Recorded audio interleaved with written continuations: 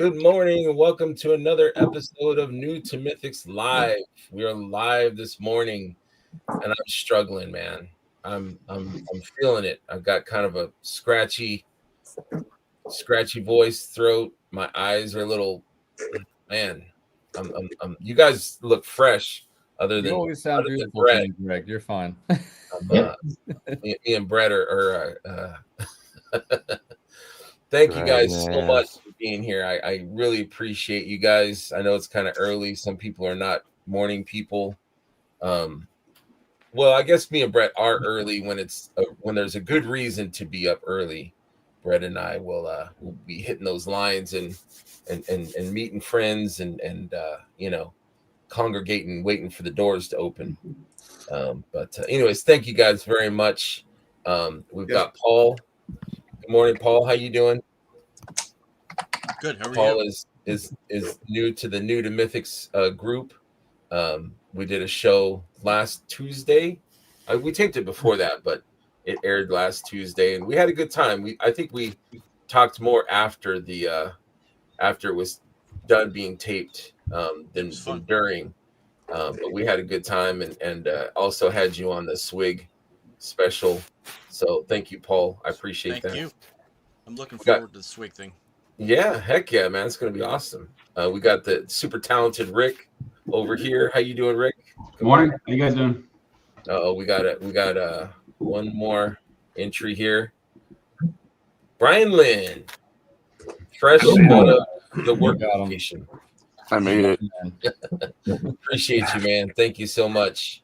Thank you so much. We got Chris. Good morning, Chris. How are you, sir? Good morning. How you guys doing today? How's everybody? Doing good. Dakin, how are you doing, Dakin? Awesome. How's everyone doing? Happy to be here. You're new to this also. I scroll by you and I'm like, I want to see how he's doing. And I'm like, you know what? I'm going to ask him. And you're like, hell yeah, man, I'll do it. So thank you, man. I'm sorry that I didn't have you on here sooner. No worries. I only know so many people. And then I only know so many people that would be on the show or that would wake up this early.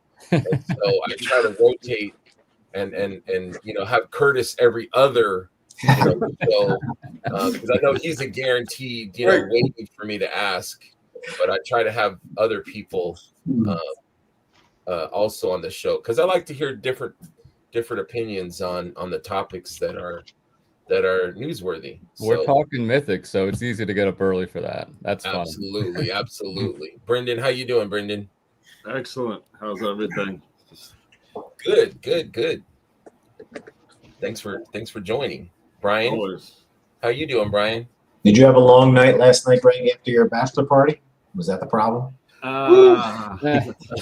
Congratulations, man. That was such a shock yesterday. I was going to go into that, but I do a show every Saturday with my buddy Mark, and he said, let's do Batman Day since it's Batman, and I got all these Batman figures that I was going to show off and open a new Batman toy that I had, and I ordered a Batman shirt from Amazon. I didn't have one anymore, and I was ready. I was ready for it. And then he's like, "This is a surprise bachelor get together thing." So a bunch of friends hopped on, and they had a few taped messages, one from Benny and one from George and Chris from the studio, and it was really awesome. It was thoughtful, and they gave me this amazing. All chipped in, Brian and a bunch of other folks chipped in and got me a Ragna test shot, which huge Ragna fan. That's cool. Love my Ragna. So thank you guys very much for that. But it's fun. I don't really know anyone locally other than Dakin. I don't really know one. How far are you? You're an hour or so? We're like an hour away, I think. But bachelor party, I'm like, I'm too old for that, man. I'm not doing that. Yeah, and so I was just like, Greg, there's a healthy contingent of people up in Grand Rapids and the surrounding area. You guys should try to do every other month. We should tacos and toys. Yeah, just throw it out there to the greater Western Michigan area. It has a lot of people in it. It's just you got to throw it out there. And there's one of the guys on Discord that I talk to a lot. He goes by Jason Alexander on Cabal, but he's outside of you too. Okay. And he's No, always Steve saying knows the that. same thing, complaining that there's not. And I'm like, you guys got to throw it out there, because really, that area there's a lot. Even Nate Strong would come from western Detroit suburbs. Yeah. You guys really should start doing I know you're right. a southwestern Michigan chapter. Yeah. You I know, love and meetups. just, I love, I mean, shit. When I drive through town and I'm in New Buffalo, you drive 2 hours just to eat tacos. So that's. I think you guys, you really should start that Southwest Michigan chapter and try to get some tacos and toys in once every other month or so. Good idea. Yeah, you're right. You're right. I will take the initiative and see if we can get something started. You got two guys right here that are get it rolling. That's right. Good advice. Thank you, man. I'm done. Brian, yeah. Brett, you're on your way. Yeah, I'm out. Okay. Brian, how you doing, man? Are you awake, buddy? I'm getting there.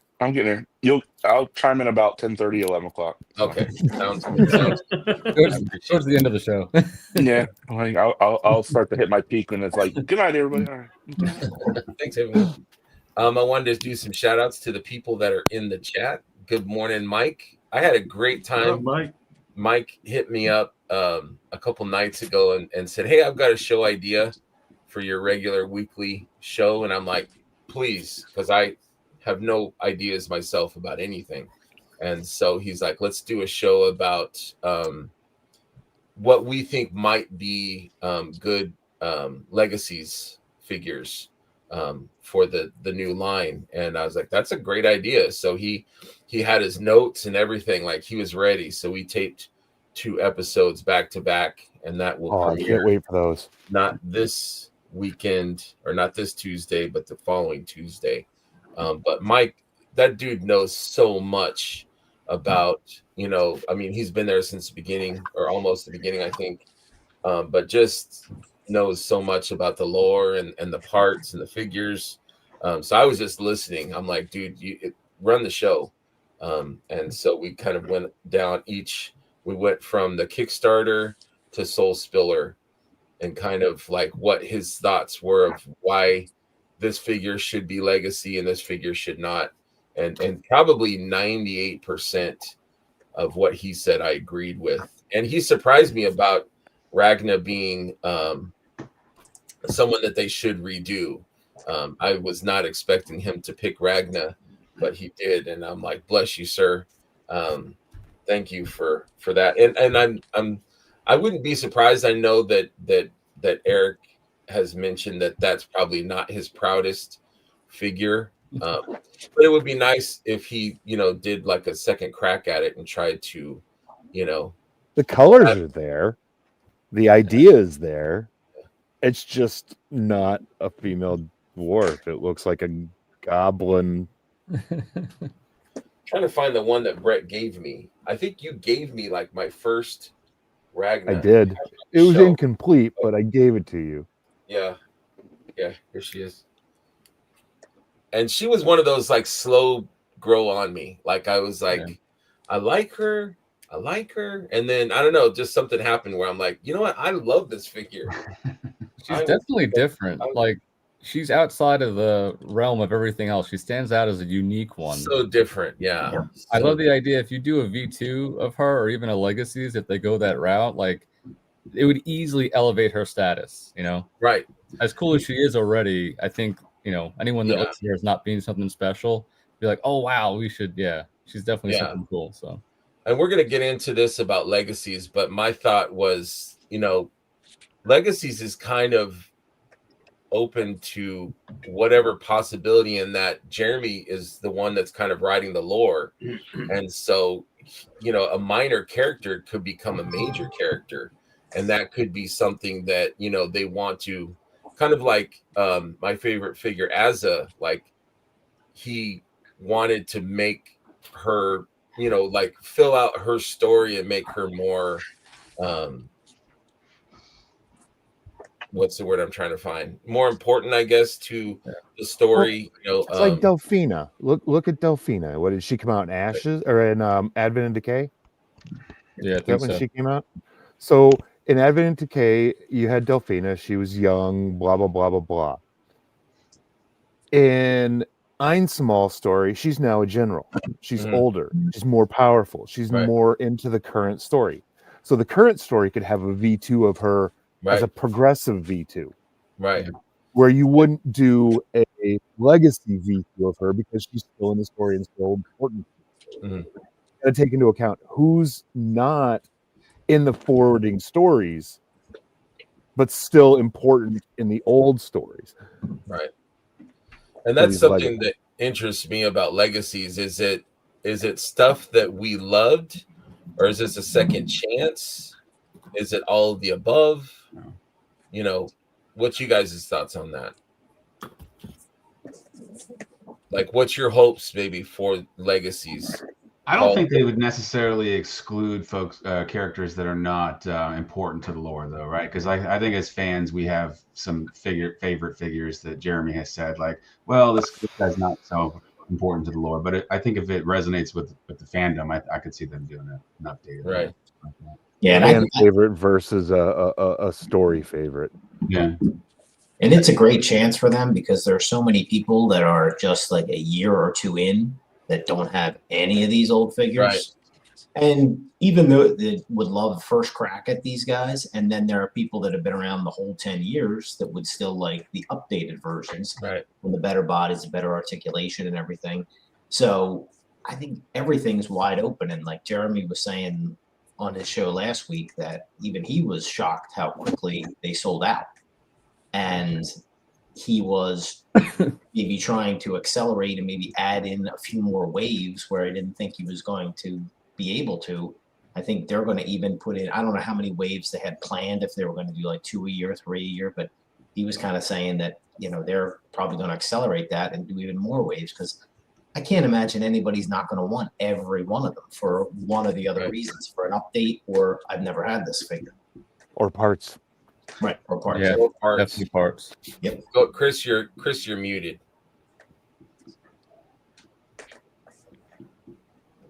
I think with them having version 2s, and also with now legacies, I feel like legacies are going to be more specific to like characters that are really integral to the lore.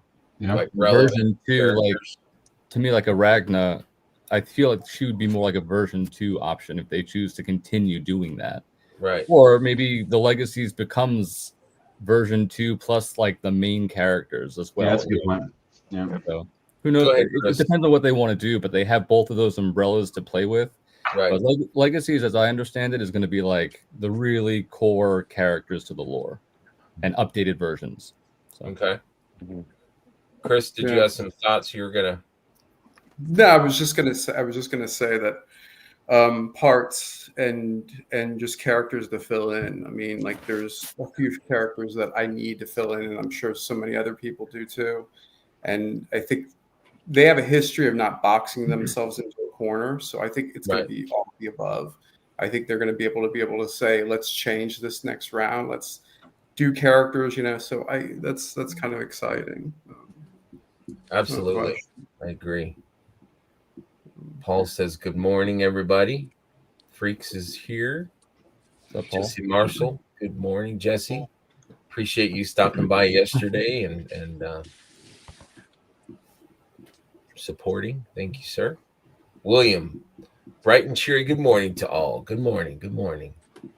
Yeah, I was wondering with those version 2s, like of Etheron that's coming, Xylona, are they going to be their version 2s, or are they going to move that into legacies? Is there even going to be version 2s anymore, or is everything just under the legacy banner? Or like I said, they don't box themselves in, so they could do pretty much anything. All right, stop, start over, reboot. Start fresh. Yeah. So like, it kind of sounds like version 2s are going to be like the progressive versions of people. Like he said, as a house, like she started off as one thing and now she's something completely different towards the end of the storyline. And legacies, like a couple of other guys are just saying, are just going to be like that chance to get the updated versions of the old people. So I mean, it all depends on where they play and storyline is what happens with him, probably, when it comes down to that. Yeah. Do Sounds you guys right. know? I'm sorry. Do you guys know any time frame about the book? Do we know when that's going to be released? The This lore Oh, book. it's at the The printer. lore book, yeah. Do we know when that's gonna Oh, the actually? war. Yeah, the war. The yeah. I want to Last say thing- the new year, but I'm not certain. Like I'm assuming it's going to probably be early 2026, but I can't recall exactly where I heard that. But Jeremy's the resource for that. Jeremy said the last time that it's in the hands of the artist right now, and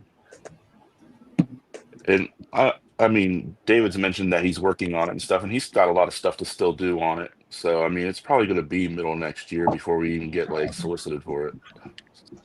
So this is a wouldn't be different surprised, at book than least. the one with Trevor's photos. That's right. Yeah. Yeah, I The that went, lore. one's done and at the printers in there. yeah, I thought that one was still coming this year, actually. Yeah. So, okay.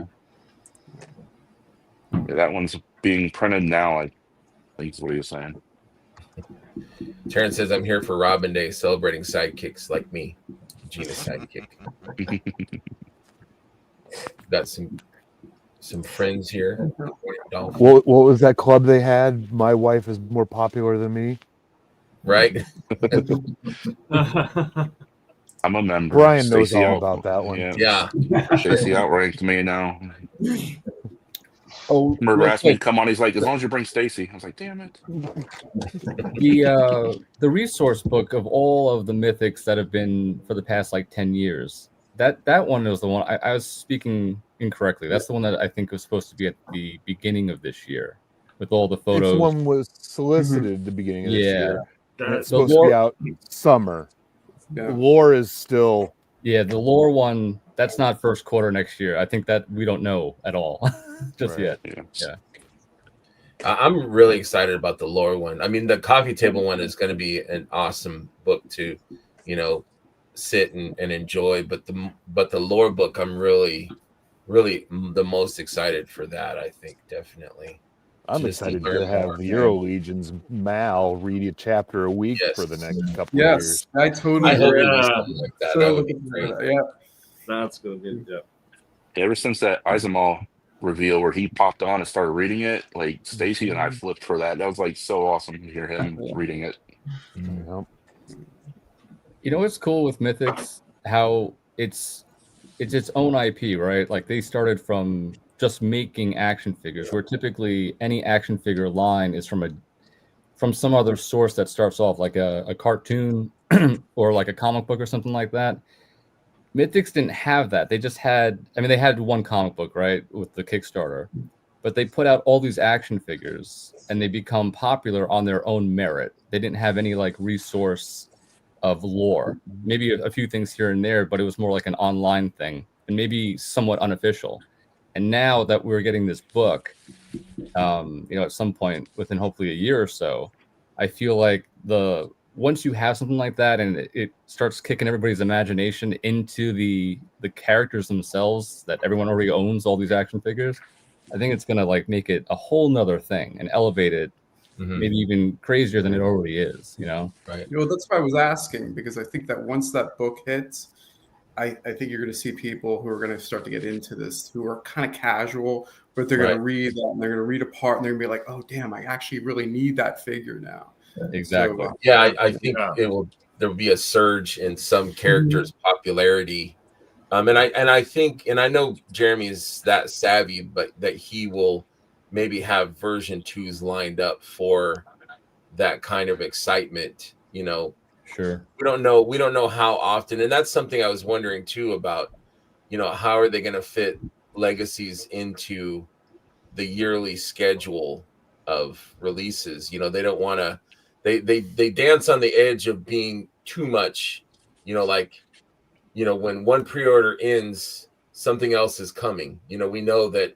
Okay, October 5th is the end of the Otho and Urzok unlimited ordering, so we know after that there's going to be something right after, is my thought. So they make sure to keep us engaged. If they do waves of 2, then it might not be that bad. They just throw them in wherever, because a wave of 2 is not bad at all. Yeah, I think Jeremy did say that too on the show. I did hear that at some point, that these could come at any time. There's no set time period, date, or anything. Like when they drop, they drop. It's going to be their own little separate thing, and that makes it fun. Yeah, I don't see it being any bigger than maybe 2, maybe kind of 3. like Obscura. It's going to drop anywhere. People Like aren't going to have Obscura, that money. Yeah, exactly. So Curtis is saying that he only thinks that version 2 is going I disagree with that. I do too, actually. I disagree with that. It's on the story. I could see a Delph being done, but again, she's General Delphina. She's not, Peon from 10 years ago.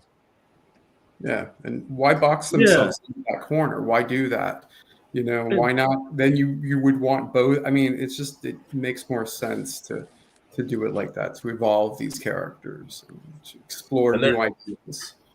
Like you guys said too, they're not going to box themselves in a corner by just having version 2s. I mean, it makes it easier for them to redo the figures, but I think if the story depends, like Jeremy, I see like has all these characters, all these tools in the toolbox. He can use whichever for whatever story he wants to.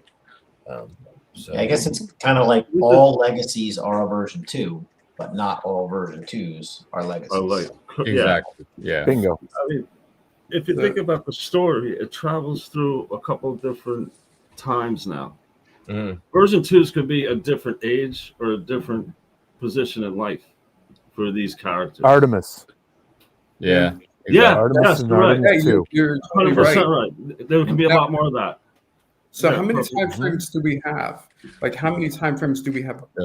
First age, second age, third age. Yeah, we're starting the third age now, right? I do think that at Legion's Con, and not that this is set in stone because they've pivoted before, but I think Jeremy did say that legacies would be in their original looks. I think that was part of the announcement, is that we have Scapular right now in this different getup or whatever, but maybe that's a bad example, but one of those, and that legacies would be, if you want Otho in the blue get up and everything, that's the way that would be for you. So Okay. Makes sense. But they've also changed modernization, not reimagining. Yeah. Right. Mythic says, I am hoping Xylona and Aegis versions will be part of the Legion Con 2025 because Rise of the Beast Part 1 was Basilius and Leodicius, and Jeremy said then Xylona and Aegis in the future. Did they call it Part 1? Was that a tagline? Not Aegis. Yeah, I was gonna say I don't think it's Aegis. Yeah, Etheron. Etheron. Huge difference. Aegis is cool, but Etheron is what we want. Yeah. I was talking about Ethereon with Mike, and I can't wait to see what because I think they might mess with scales too, the different sizes. So maybe they'll have a bigger version of Ethereon. Not that it needs to be, but I'm curious of what they will do. I could see them giving him multiple sets of wings, like sort of the closed wraparound style wings, as well as big deluxe wings, and that would kind of offset him maybe not being as large as Davis is. Plus, this will be another way to get him have a new bird buck, so that maybe they could go back and revisit some of the old birds as well. Exactly what Mike said too. Yeah, absolutely. Yeah. That's what I'm curious to see, because it's kind of setting a new precedent of what this new, bird species would look like. So, well, and here's two prime examples of version 2s that aren't going to be legacies. Xylona and Etheron. They're going to have version 2s. They won't be legacies. They'll be part of a wave. I doubt we'll see them at Legion's Con this year because of how much hype they put into like the expanding world, and it's kind of going away from that storyline now. So I don't know. I mean, it'd be cool to get them sooner than later, but we'll see. I mean, we haven't got our hints yet about what this wave is going to be either, like we normally do. So yeah, I think we might maybe see this week. What'd you say, Brian? Do you think we might see a giant at G-Con? I do. That's my bet. A giant, huh? Yeah, I think that when they announced 5 pillars, my mind was immediately like, okay, what's large that they can give us that's like a dragon? And then Jeremy said, well, all 5 pillars are dragons, I think, for a little while. And then I think they've walked that back now. So I do think that this is our chance to get a full-size giant in Legions. We're going to get a new scale, maybe. That'd be cool. What do we think the price might be on that giant? I don't want to think about it. I can't It imagine. depends on how big they make it. Yeah. How big is the giant going to be? Well, trolls keep it to like 300 or Will something. they be bigger than a troll? Yeah, I think a giant would be definitely bigger than a troll. And the trolls at what retail? What are they, like 150, 160, something like that? Big Bad Toys has them at 170, 169. 170. Yeah. What were they at pre-order? They were about 110 on the tables, I think. Yeah, they're cheaper now, definitely. But what was the pre-order price? Do you guys remember for trolls? Probably just under that. 100, 110, I think, maybe. Weren't they right around $100? Yeah, I'm pretty sure. In the beginning. Okay. Well, I'd say a giant's got to be over 200 then, easy. I mean, it's got to be like comes with removable flesh. I'm safe. You'll still try to skeletonize them. Yeah. Maybe like the new smaller Sentinels that Hasbro's doing, like around the 24-inch mark, I think, maybe, if that's about what Ant-Man was, maybe something like that. Well, I mean, we have a half giant, so at least 2 of those. Exactly. Curtis is arguing his point about. I don't care. We moved on a long time ago. I think I don't know. I mean, they can do version 2s wherever they want to. It doesn't have to just be legacies. But like you said, we'll see. We will see. Now that they're including 3 heads in some of these figures, like Urzak, do you think they would do a younger version and an older version, say current time, and then what they used to look like? That'd be a great idea. That'd be awesome. Yeah, I don't think they've done that before. I just want new weapons. I'm sorry. Yes. I want that. I want for that, and I want for Cosmic. We need new weapons. Yes. I mean, 100%. especially Cosmic. I think the weapon situation is just, they're okay. They're great. I mean, I like them, but we need something new for both of them. A new feat for the half giant. Yes. I don't think we'll get three heads with every figure like that, though. I think that was maybe more of a. I could see 2. I think we'd like to get some more expressive hands, though, too. I forget who brought it up in the Cabal, but someone was talking about getting if we were to get two portraits, 2 heads, one stoic and one more expressive. Yeah, I'm all for. I love the stoic look, but I would love to have something else head-wise that is more expressive. Have like either angry or like smirking or just something a little bit extra beyond, because all the figures, for the most part, there is some that are more expressive, but for the most part, all of what I have on the shelf, they all kind of look straight ahead, Yeah, the Urzak options are really great if anybody hasn't gotten those in hand yet. Yeah. That was going to be my next thing. Who has the legacies in hand, and what's their thoughts on those? If you have them both and you haven't opened them, open Otho first, get that out of the way, and then the real figure shows up. What do you think, Brian? Oh, they're amazing. I never had. I've only been like a year and a half or so, so I've never had the originals, obviously. And just happy I don't have to pay for the originals, but the Otho is the axe is crazy. The soft goods, the extra heads, the sword with the lion head pommel, the shield with the lion.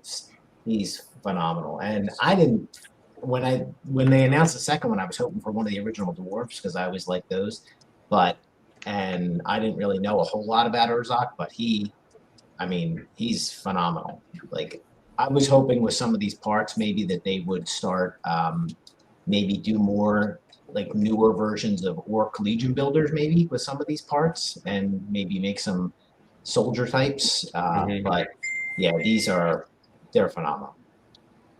And I love the armor that they put together for Urzak. Yeah. Using good mixture of old and new. Go ahead, Dakin. I'm sorry, I didn't mean to interrupt. I'm just No, like you're fine. so excited about the parts for that orc. Mhm. You know, the orc by itself is great. I'm going to have one, but I want to also have another, rip it apart, and just have a lot of fun with all those pieces and see like what kind of barbarians I can make or what have you. But I just think those parts that they did are amazing. Eric's just a genius. Absolutely. The Those are good Otho parts. unhelmeted face sculpture is like it's like the most one of the most realistic that they've done, I think, too. That doesn't fully come across on the streams until like when you see it online until you actually have it in hand or look at it on your shelf. But he's got just this kind of stern look, and it's very, very realistic compared to some of the other older sculpts, and kind of hope they continue going in that direction.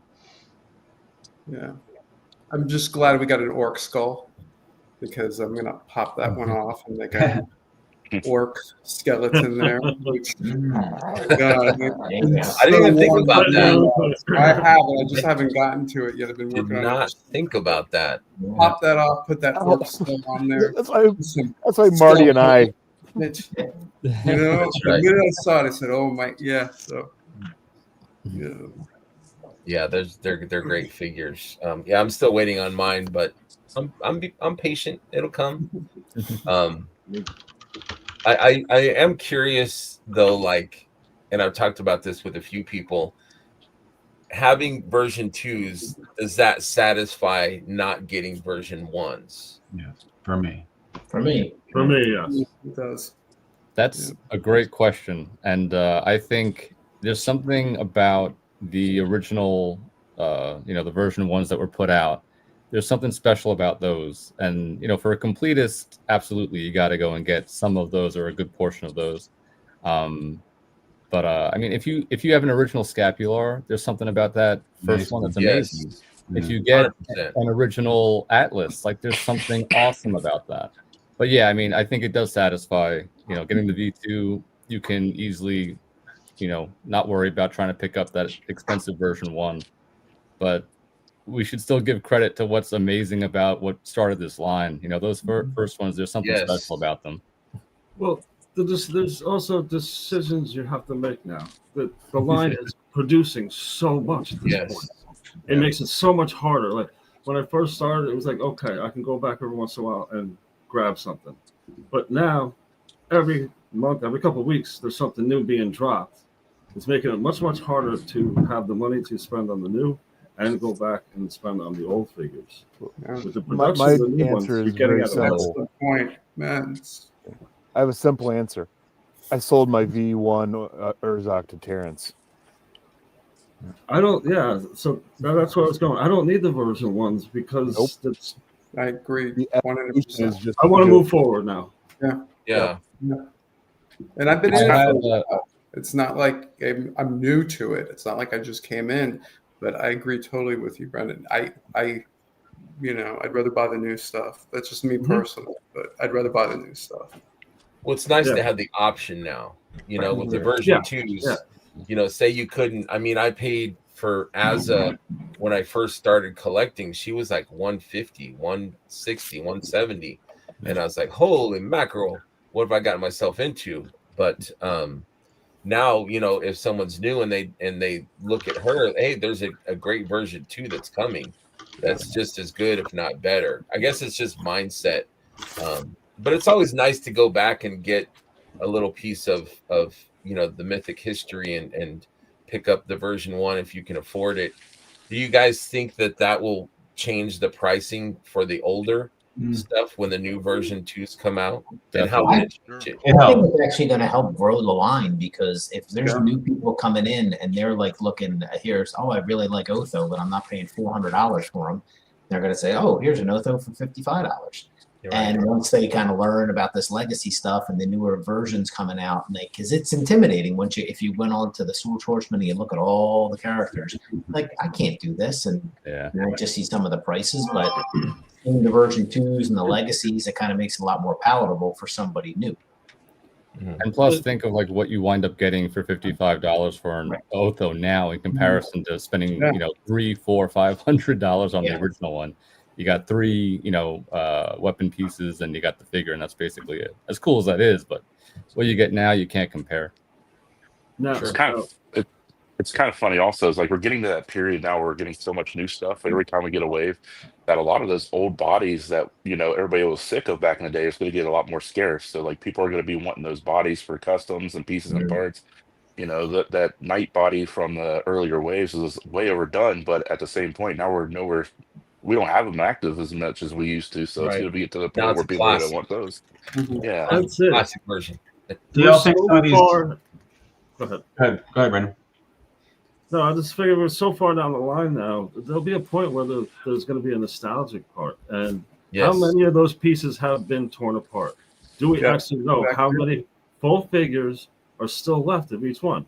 That's impossible to tell because everybody's ripped them apart for customization. It's not like other lines where, like, everybody's not ripping apart Transformers or Marvel Legends. There's small worlds. This place, you are having people just ripping apart before even playing with them, just to like me in customize. test shots.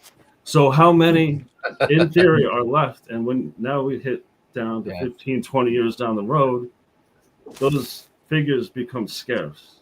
That value. I destroyed my original Otho.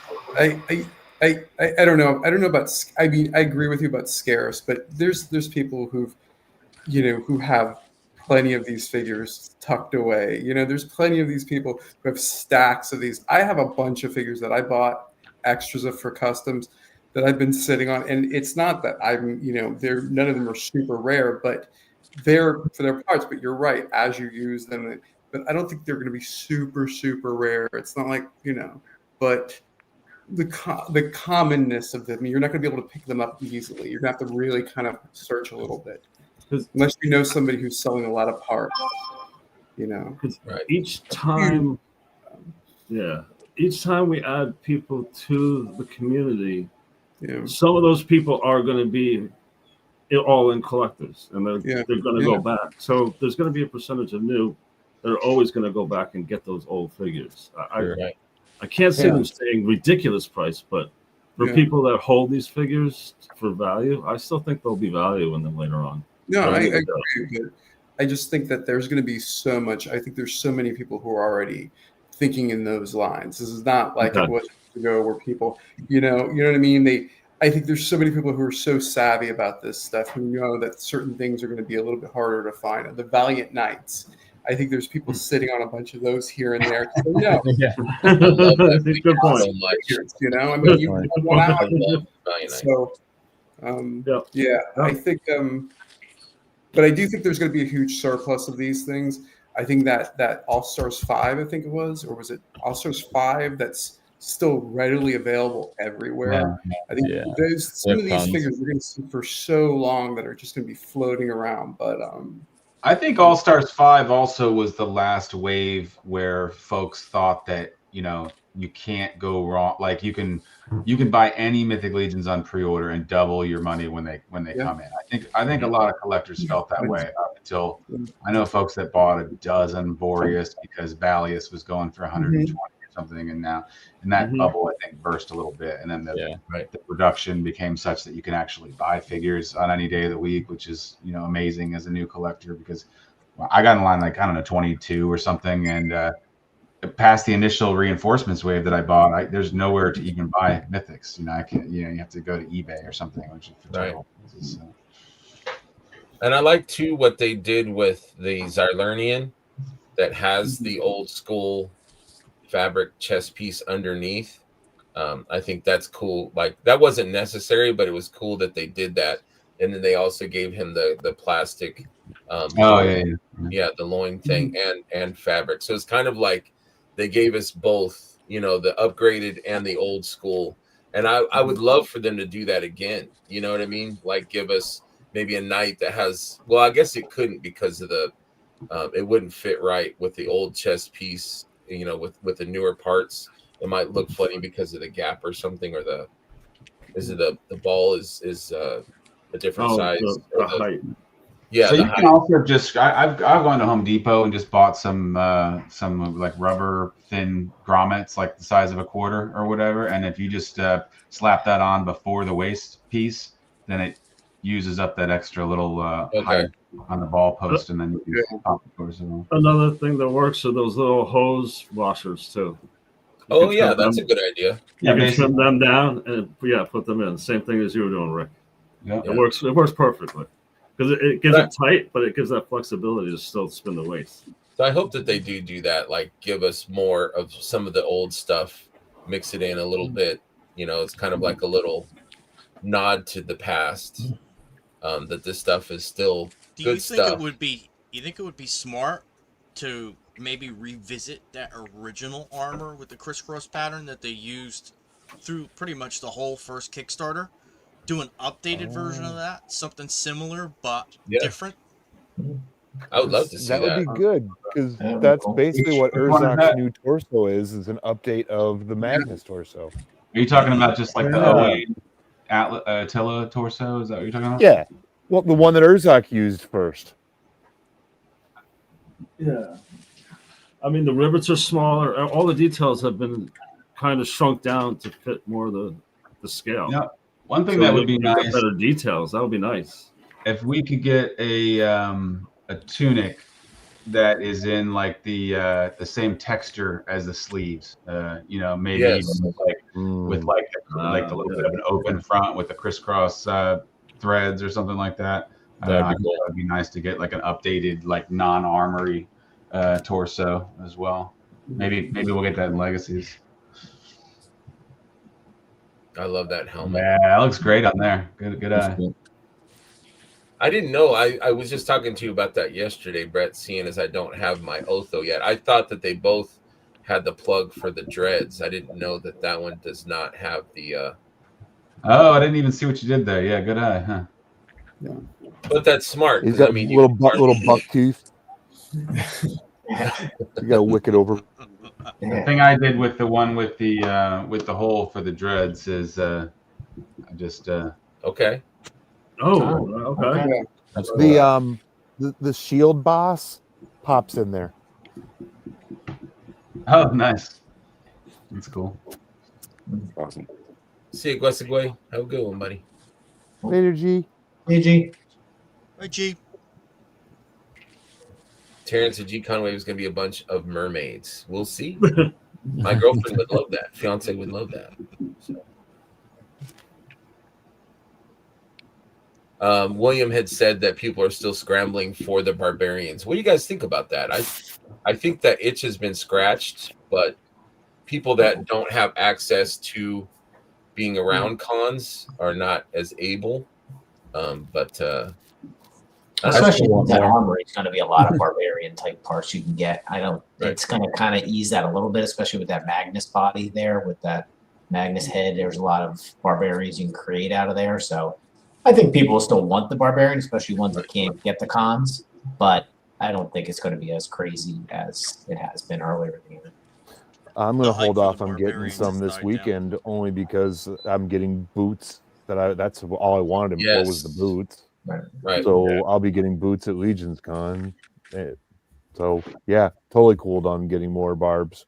Nobody's been asking either. So the armory experience, having those boots as an option is huge. I think for so many customizers. Yeah. Hold that thought. We're gonna get into that real quick. I wanted to bring up one more thing about Legacies, and I've heard some grumblings about it.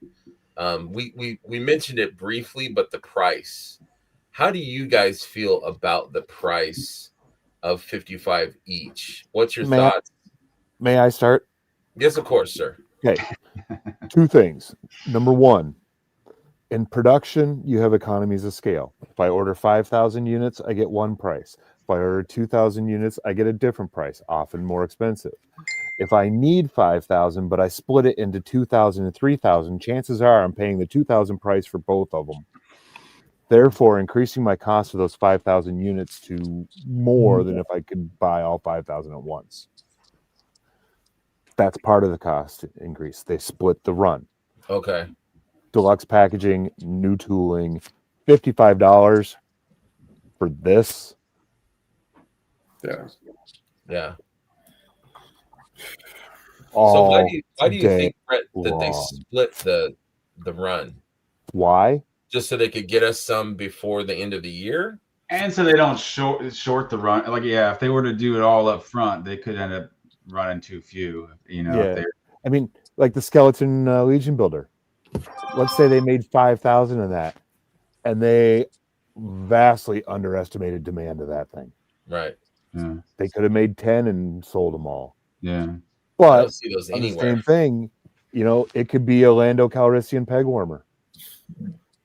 Whenever they do production runs on speculation, you run the risk of over They don't or want to under. sit on them. How would folks feel about paying more for the drop and paying less for the pre-order? Do you think folks would tolerate that? I would have paid 65 for this. That's what I'm saying. Like, To I get wonder it that next day. Yeah, I wonder if they could sell out their initial, lot and then still charge the typical price for folks to get it later. you'd have severe community uproar. That's why I was curious if folks would actually like tolerate A it. vocal minority, but an unwanted. Do you think they're kind of noise. dancing on the edge of like asking too much, or because No, Look at the prices. I'm sorry. Go on. You can go. Go ahead, They guys. have figures that are $27, and then there you have $55 figures. I get you get a lot more, but you got like almost double the price.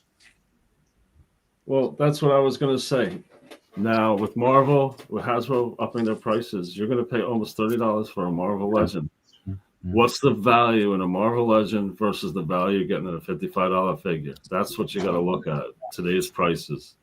Yeah. What are you getting with a Marvel Legend? What are you getting with Urzak? Look at all that stuff. Like, I think that as long as they continue to feel as value packed as Otho and Urzak, I think. But I will say there was some sticker shock when I put 2 sets in my cart and saw like, that's the thing. I'm paying $250 for just on a whim. People are like, hey, I'll wait for a show or something, That's and when it pick hit them up. Yeah. Pick them up then. So, with all this stuff, what I've been noticing, and there's not a lot of builders anymore, or I can see it would be nice to get some lower priced figures with a few lesser things in it. And I think I can see them doing it down. Yes, I can see them doing more Silver Knights. We have a $35 price point figure right now. We had the Skeleton Legion builder in 24, Silver Knight Legion builder in 25. What's going to be the builder of the year 26? I mean, you could get a wave of reinforcements, but just using the new parts. I mean, that's what I would love. I would love a new reinforcement. Folks would still go nuts for we that. need a new dwarf. Yeah, more parts. Yeah, there's a lot of dwarf parts coming. I could see a reinforcements wave in 26. I would love a reinforcements wave. I think we need to come back to it. That the possibility of reinforcements is not gone. It's just no. I just think there's no need to continue to invest. I think in those old molds at this point, like that they put out a wave that's a gold Valiant Knight with a wash on it and a glossy black Valiant Knight and whatever else. I think they could sell all those reinforcements. I think they keep the Red Shield Soldier torso around. They seem to really favor that one, to be honest. I think that's one. It's a nice middle ground between the tiny Valiant and the big thicker ones. They always do a good job catering to like the different groups within the community too. Like those that are customizers that want like cheaper Legion builders. I feel like they're gonna make sure at some point to do something for that, and those that want the legacies, the version 2s, the new versions of these great characters, if they're a higher price point, they're like we've all been saying, they're giving us plenty of extra stuff in it, and if you compare it to other things that are coming out, like third-party stuff, and they're still below for the most part, in comparison price-wise. So you need that good mix of things. Sorry, go ahead. You need that good mix of things where you still have a lot of parts out there at a good cost to be able to customize stuff. Yeah, for sure. Now you have all these characters that are built up like the Urzak and the Otho, that they're good built up figures where you don't really have to do a whole lot to them anymore. Right. Yeah. Yeah, I agree. Totally agree. Rising prices though across the board. Just to throw this out there, I'm sure we're all feeling it. Like Brendan was saying it earlier, I'll speak for me. I have to seriously consider what I'm going after and what I'm passing on. Right. There's so much that I'm passing on. Yeah. And with regards to, Hasbro and specifically Marvel Legends, to say that I'm officially done might be too strong, but I'm basically done. I'm with you. A special one or two figures I might, but I'm not paying $28. I love Silver Surfer that just came out in this new wave. Yes. What do I need to spend $28 on another Silver Surfer Version. It's Right. like He's basically it the hurt same me, as but the Rick is holding up. I thought I it was a canceled good all my move. Fresh Monkey Fiction pre-orders. That's the thing too. It's like their Legions or Mythic they're coming out with so much stuff and it's so good, There's no point in investing in other lines right now. Thank you. That's Totally my agree. thought. Yeah. And that's I mean, why let's be honest, we're all space challenged, I think, as much as we are budget yes. concerned as well. Yeah. Yeah, they're winning out of. Go ahead, Chris. No, unless it's an IEP that you're interested in. I mean, like those new Hellboy figures, I put a pre-order on those. But that's the first pre-order I put on anything. I love the Operation Monster Force figures. I think those are so cool. There's a lot of lines that I think are great. I just don't collect them because Mythics. I'd rather put my money there. I'd rather put my resources there. Or Chris, money is based. Cosmic. There's no question. Do you have the old Mezco comic Hellboy? Yeah, I do actually. Yeah, I'm bummed to end up probably like putting that into mothballs once the new one comes. I love those. Great, but yeah. It's I also got the company that did Hellboy and they did Ape Sapien. Is it 1,000 toys? Yeah, I could never get past the weird. Yeah, the weird hand. I totally agree with you. They're beautiful, but it's that. Too, I think Yeah, That's so cool. That's awesome. Very cool. I like the magic effects wrapped around the spear. Yeah. Oh, that's a good idea. I never thought about that. And that's why I love the Silver Knight, because it's that price. You get so much. Yeah. It's fun. It moves well. It looks great. You can do so many things to it. And it uses that basic red shield soldier torso. Yeah. I'd been complaining or crying or whining or whatever about making the Valiant Knight like an evergreen kind of thing or something that needs to be more around. But this Silver Knight scratches that itch. I think it comes with so much and it looks so good. And at that price point, that would be something. Yeah. Look at that, Paul. Yeah. Some stop lids on there. We've all got it. Yeah. It just scratches that night itch, and we love the price. It's so good. I can't wait until these hit the tables. For people walking by are going to see these, and how much is that? $30? Oh man, I can afford that. That are new to the line. If I was walking by and I loved Knights and didn't know anything about Mythics, I saw this beautiful silver shiny Knight standing, next to Jim or Cornboy. I'm going to go over there and check that out, and then seeing the price. Yeah, I'll take one. I'll take two. Thank you. Well, watching it last weekend, store here in Maryland opened up Attorney of Dreams. They have a new store in Frederick. Watching people go into the store and shop the Mythic stuff, they'd look at the Mythic stuff, they'd look through it, they'd see the value, the Silver Knight, pick it up, look at the price, be like, oh, that's great. I don't want to invest in maybe something heavier. Buy that. And it's like once you get one in hand, once you open one, if you're a figure collector, that's it. Yeah. The Silver Knight is kind of like your first potato chip. They get you with the first potato chip, and then you come back. It's like crack. Come on. I would have used a different example, but yeah, it's like the first one. I was trying to be PG. Yes. One thing I've been doing lately is I've been making javelins. And I'll take the spear tip off of the new spears and a mace handle, whether it's the metal mace or the wood mace. Those spear tips will fit into the wood handles or the metal handles. Oh, that and they looks become javelins. And then the short Poxus magic effects are the same size for that length. Oh, So that's you really got cool. your paladin whipping his javelin out. Love it. And I like the gray kite with the horse head. That was a good idea. Yeah, I that's like good. that. Hey I do Brett, like while the you gray have both of those on your desk, is that also compatible with the Urzok axe? The same port? Let me. Or Otho's axe, I guess, for that matter, because they both come apart. Otho and Urzok are not a match.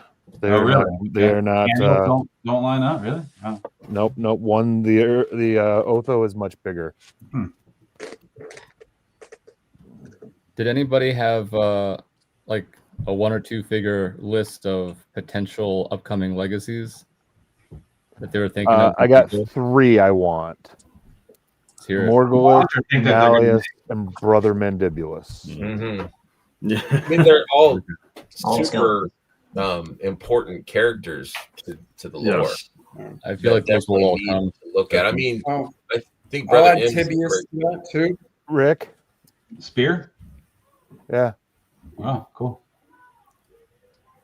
it's a little tight, and I didn't want to press too hard with it cold. Yeah. But That thing's got a point too, man. yeah. I thought for legacies and Arathir in brute size Yes, would be awesome.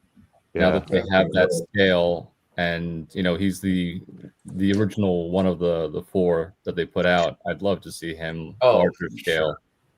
Yeah, Unique parts versus so much genericness.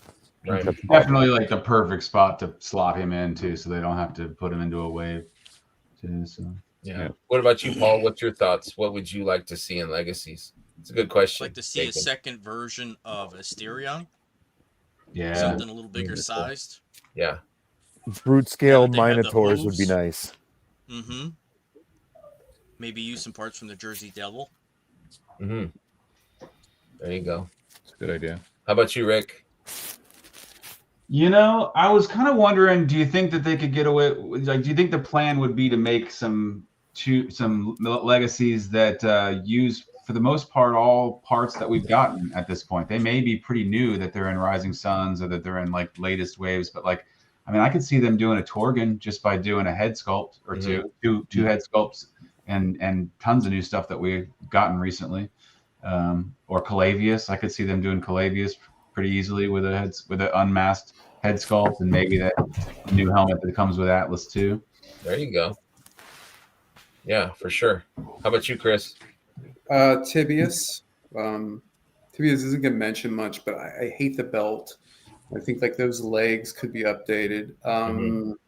What's his name? The Goblin King Noblin. No, yeah. I would love to get a new one of that. I don't know. There's a couple of other goblins that I think are cool that I'd like to see an update for. I know they have that updated Goblin 2-pack that's coming out, but yeah, I still would like to see some smaller, especially now that we have that new build, the littler build. I'd like to see some tiny goblins. You know what I mean? Some goblin. Oh, that would be cool. You know what I mean? Some little tiny goblin. 2-pack, 3-pack of. That'd be cool. Yeah, that'd be cool. Yeah. So yeah, I'm hoping we see more of that scale sooner than later. I'm hoping G-Con maybe we can get some of that scale, get it in our hands before the Einsamal. That would be awesome. But basically, I echo shirtless goblin. Brett said about shirtless goblin. Shirtless goblin with a belly. There you go. On your swig. I like that. Shirtless goblin. Dakin, you said who for legacies?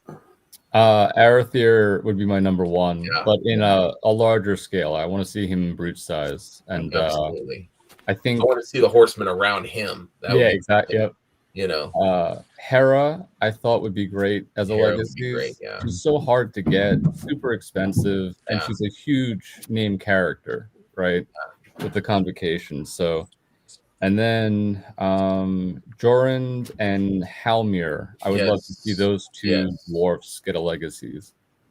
I think Halmir is the coolest looking dwarf. I think he's like the quintessential look their style for a dwarf, for me at least. And Jorund, I think, a magical dwarf, we need more of that. Yeah, I'm totally with you. I would love to see. I would be happy with any of those older named dwarves come back, just because I don't have any of them. So I would love to see any of those in versions 2s. What about you, Brendan? Same thing as Dockin. I'd love to see a brute scale Aether. One of my first figures I picked up. It'll be epic. I imagine him bigger than everybody else. He's the only one I pulled. Not on his horse, because I just think he should be that bigger guy. I could see him as like a Azahazar, like that kind of Azahazar, Azahazar. Thank you. That kind of like big, muscular, menacing, fiery. Give me like a fired Dio kind of like flames. Yeah, like really freaking metal him up. Yeah, sure. This guy he's just chunky beast. Yeah, like that. He's ogre scale, right? Yeah. Mm-hmm. He's a big guy. I want to see Malleus. Give me a helmeted version. New soft goods, same green, maybe a little different tint in the armor, but the same green color, and just soft good it up in a helmeted head with him. I agree. Brother Mandibulus, definitely love to see a second one of him. And for sure. Another close one is Sir Gerard. I would love to see a soft, like a new. Sir Gerard's done well though. I'd be curious to see. Take an Elijah, dye the soft goods black. Stick it on your old Sir Gerard. Boom! Instant. That's true. That is true. You're right. So, okay, I'll go with my first three. There you go. Mandibulus, Malleus, and Aether. Omar says Sir Galeron version 2 would be cool. I agree with you on that one. And that fits. He's so expensive too. I feel like they're gonna with the idea of Otho. They're gonna make sure that the ones that are very hard for us to get that are a big name, they're gonna do their best at some point to get them in legacies. And Galeron is definitely one of them. Yeah. Curtis is Urxa, Hera, Xylona, Asterion, and Joran. And I'm with you on Urxa. I would love to see Urxa and Hera and Xylona. But what would they do with Xylona? Like, do you think that they would keep the female? Use the moose body and stick a female brute on the front and make her a centaur.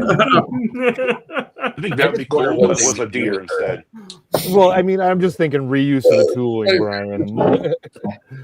A new elk body would be better than a. But she definitely needs to be a great beast. Yeah. Make sure he has strong ankles. Absolutely. Brian, what's your thoughts, man? Who would you like to see as? I had a lot of the same ones as Dakin had. My first one was Hera because I just think they could do such a great job with her. And she's so hard to get, but they could do an amazing job. How detailed she is. And my original three were the three early dwarfs: Jorund, Orn, and Halmir, because they're so hard to get. They're so colorful, and they'd just be great. And then the other one is I think they can really upgrade Thistlethorn a lot, and I don't have him either. I'd like to get him, so I think a Thistlethorn would be really cool. Yeah, I agree. Yeah, I feel like we're gonna get more love from him soon because they pay attention to what's popular and what we like and what is in demand. I think so. I think eventually we might get some more Fuzzmonk love at some point. Definitely. I'd be really surprised if at least one of those three dwarves aren't in the next wave of legacies. I would hope. But we'll see. That's interesting. I think we'll probably already have the itch scratched by then with the potential legendary female barbarian and also Nieve or whatever her name is. But Juno is one that I would like to see as a redo as well. Yeah, it's a good one. Love to see Juno. Yeah. Cornboy a while back mentioned getting her as a newer version. So I think she really fits the upgrade aesthetic, not just the expensive and hard to get, but look how far we've come since we did this one. Yeah, I agree. Juno's. But see that would be something like, not to go back to the whole legacy or version 2 thing, but you know, is she important to the lore or the story? But it would be great to see, you know, them redoing some of the older figures and seeing them, you know, with what they could do now. Yeah, I would love that. So, Brian, how about you, man? I was gonna go with Queen Ursa and Juno, definitely the 1.0 treatment. Those two to be more of a presence on the shelf, blending in with the rest of the 2.0s. And I'm gonna go with Thistlethorn as well. He's a cool little character, and it'd be cool to see him get like some new armor that's more for him and different, you know. He's Just kind like of a rare jazz. too. Like I don't see a lot of people selling him. Yeah. I kind of inherited one when a friend from Canada kind of left the line, and that was before Thistlethorn was as popular as he is now. But I was like, yeah, I'll take him, I guess. Sure, you know. But I started buying Mythics like 2.5 years ago, and that first 2-3 months of me buying, Thistlethorn was available, and you know, you could get them for like maybe $70-$80 on the Cabal, and then it just dried up completely, and it was impossible to find that guy. So yeah, some figures are just not going to find them, or they're very hard to find. Yeah, like I have a friend that just got into it, and he's like, I can't find a Lucretia anywhere, and I'm like, you know, do you think that they would recast Thistlethorn as gnome scale if they did them, seeing as how that new figure uses that head? I don't know. I think he'd be cool to stay as like what he is now, but just updated pieces and parts. Like we desperately need more 2.0 parts.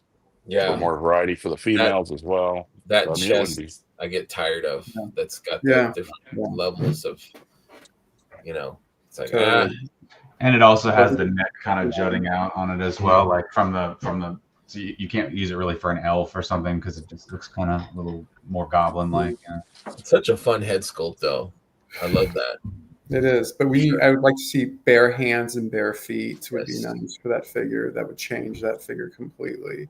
Absolutely. Sure. Yeah. It'd be kind of cool to get an expressive face for him too, because he's supposed to, like Jeremy said, he's supposed to be a grumpy old, like yeah. Need a face that kind of snarling or something to kind of fit that. Doesn't he guard relics too or something? They might include some extra goodies with them as well. Yeah. And I love you talking about expressive faces. I love that Urzak comes with different expressive, and I'm hoping that's something that they do in the future. You know, give us that snarl, that smirk, that different, you know, like I love that. I love to give different looks to figures. So give us more choices. Definitely. Omar says, I know Rhaegar was a tribute. Do you think we could see him as a V2 of him as well? I don't think the tributes for people that are past, maybe. Yeah, I don't think they're gonna do it. I don't think that they would. I would love a Rhaegar. But he's my grail. I would love it if they did, but he's the one I've always wanted, but I just never. Yeah. You know. I think we'll likely get a Dragon Clan armor style character that, you know, if customizers wanted to turn into a V2 tribute, they certainly could. I thought they said at some point. Build your own, I think. Go ahead, Dick. I'm sorry. I'm sorry, I didn't mean to interrupt. I was just gonna say, like, I think they mentioned like any of the those tributes, they weren't gonna do like new versions. Like they were one and done, I thought. Yeah. Just the name itself, with the ties to the person that inspired it, I think that they would look upon that as like potentially capitalizing on it again. So. Right. Yeah. Yeah. Which I get it. You know, it kind of sucks for the newer fans, but. I don't think fandom would care either way. It's just I think it's a personal decision. They're classy. They're classy. I think it'd be kind of cool to do like version 2s of like Rhaegar, and then you could even include like with his bio, you can even put like a little thing about the person he's about, or who he is, you know, something to tie it to their tributes. Put like a little bio for those people in there as well. Even the people that didn't pass, like a lot of the, you know, the my wife's guys. It'd be kind of cool if their box came with like a little thing about, hey, here's this about this guy, you know. I think that'd be kind of a cool little add-on to it. To go back just for another second on the legacies, I just thought of something like, how do you think that the studio decides what, like, do Do they look at popularity? Is it Eric's personal choice? Like, I want to fix this, I want to fix that. How much money they can make on, the popularity of this figure or that figure, secondary market. Like, what do you guys think that helps them decide?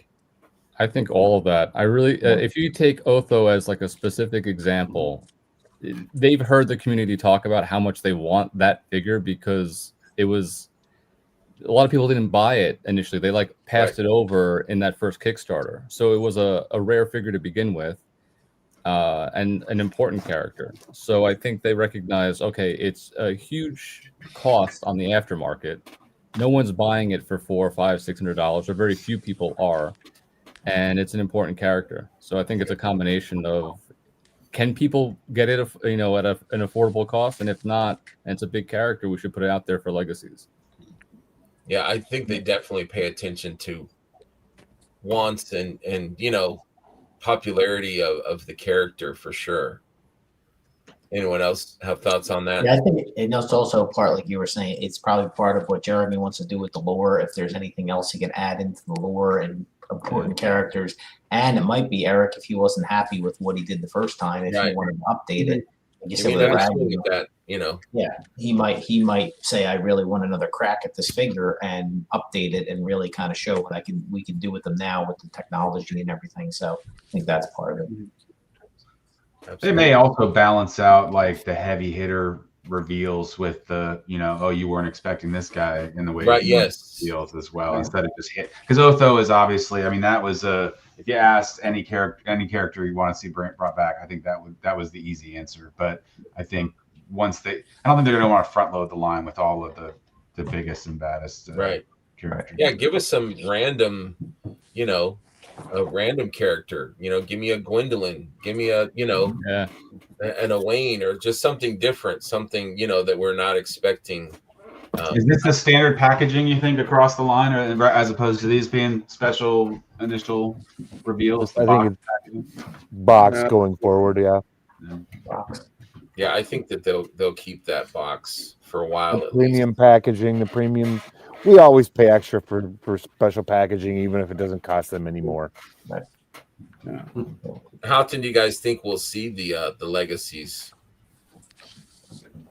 I wouldn't be surprised if we didn't get a couple a year, like just a couple figure drops. 2 weeks ago, I would have said 2 waves a year. Now I'm thinking probably 3 or 4. Yep, at least 3. And do they do a preview at G-Con or like they did last year? Well, you also got to remember.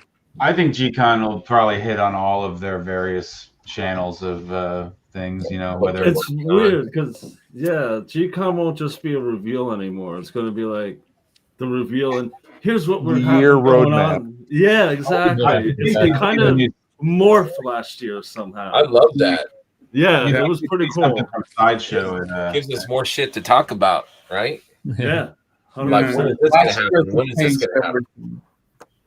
Yeah, no, definitely. I think that was the format. I think last year changed a lot. I think that was the last 10 years. This is the next 10 years. And I think more people are tuning in, more people are there. It's more of an event. It's part of the whole Legion Con weekend now, to be in that hotel and to see those reveals. They need bigger stuff. The one line I guess we might not see new stuff for is maybe the role-playing game, seeing as how the base offering is not out yet. I don't know if they're whatever the next thing for that. So, but I would think we'd see a new Sideshow collaboration. I haven't seen that. That was the only thing that was announced last year that I think we haven't seen yet. It's been quiet for sure. Yeah, I haven't heard anything at all about that. And these are going to be statues, right? They're not going to be figures. We don't know. Yeah.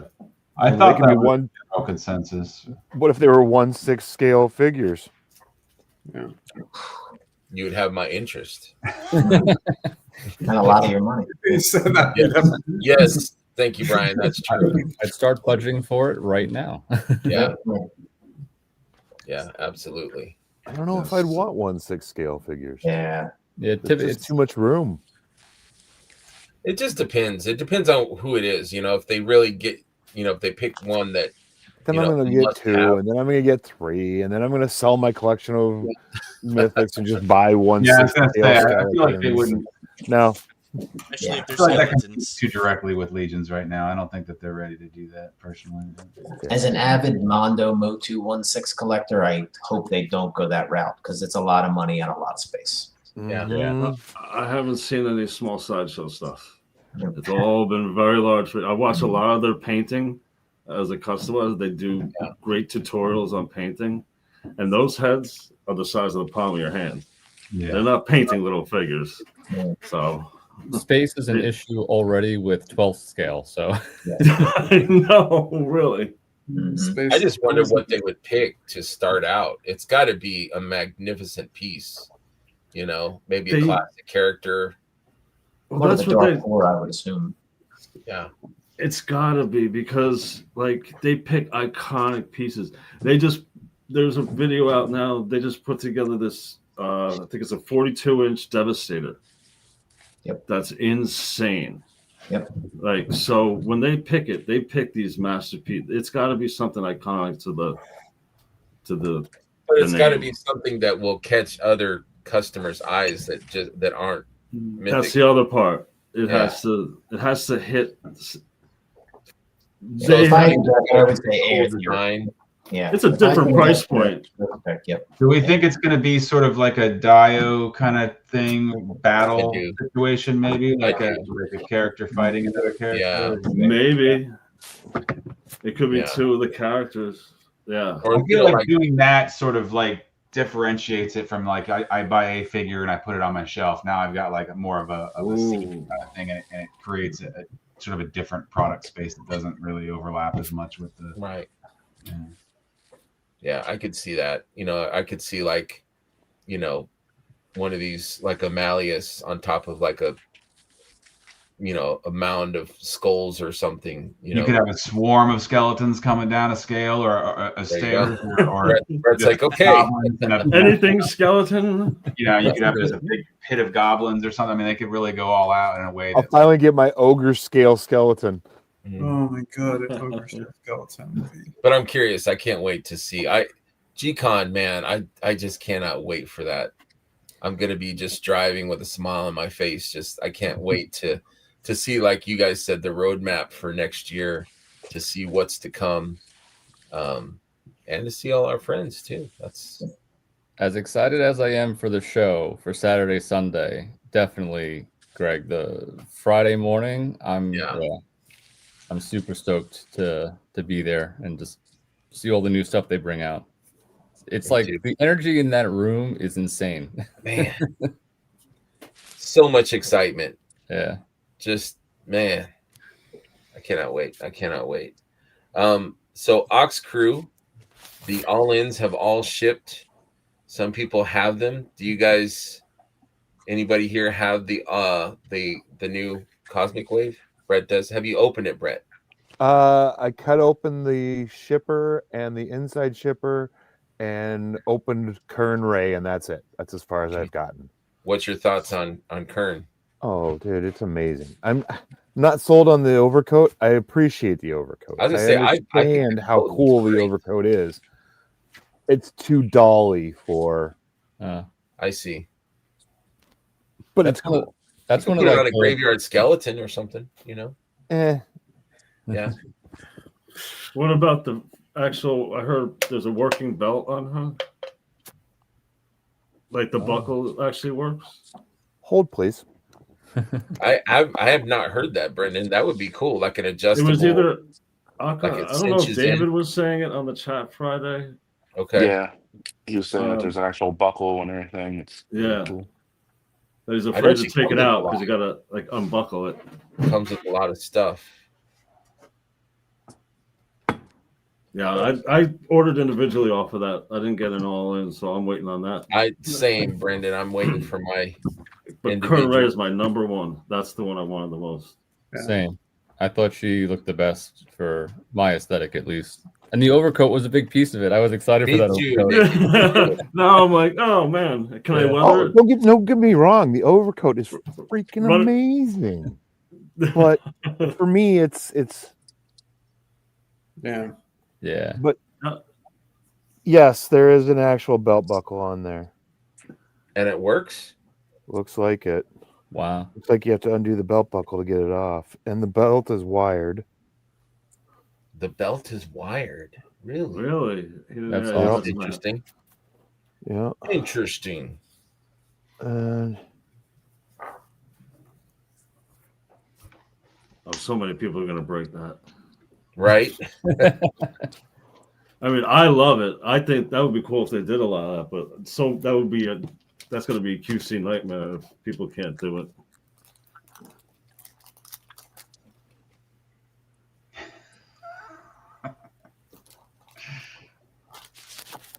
Don't break it.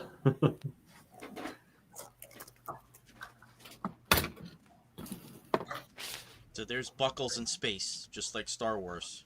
They haven't Right. come up with any better fastener in the future. No magnets or anything. True. No, Velcro, nothing. Man, that Han Solo belt is the best.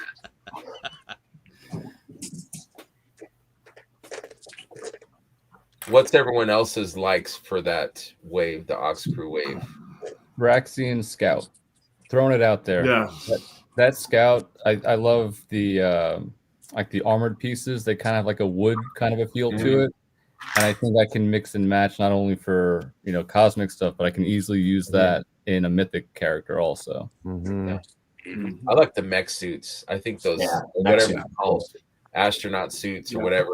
I'm like, we were starved for some other kind of space armor.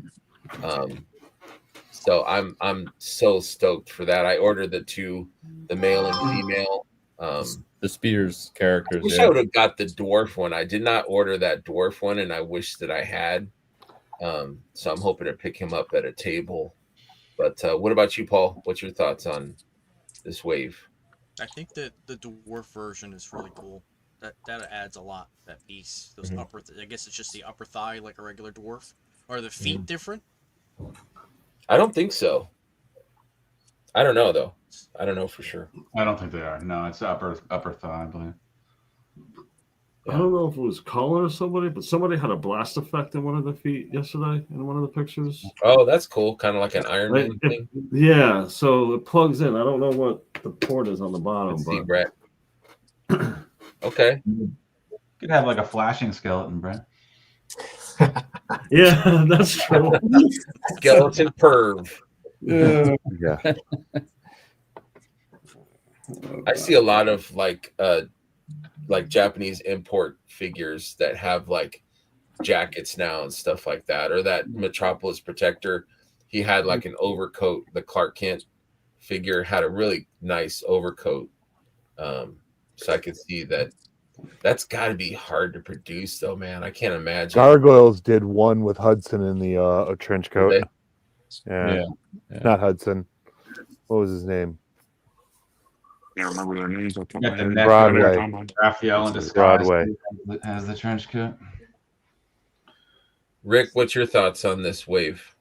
I pre-ordered the Thraxian Scout, the Velok Spears, and the blue Get Up, and Kern Ray, but I haven't gotten them yet. So I don't really collect cosmic, but those just were kind of standouts. I don't either.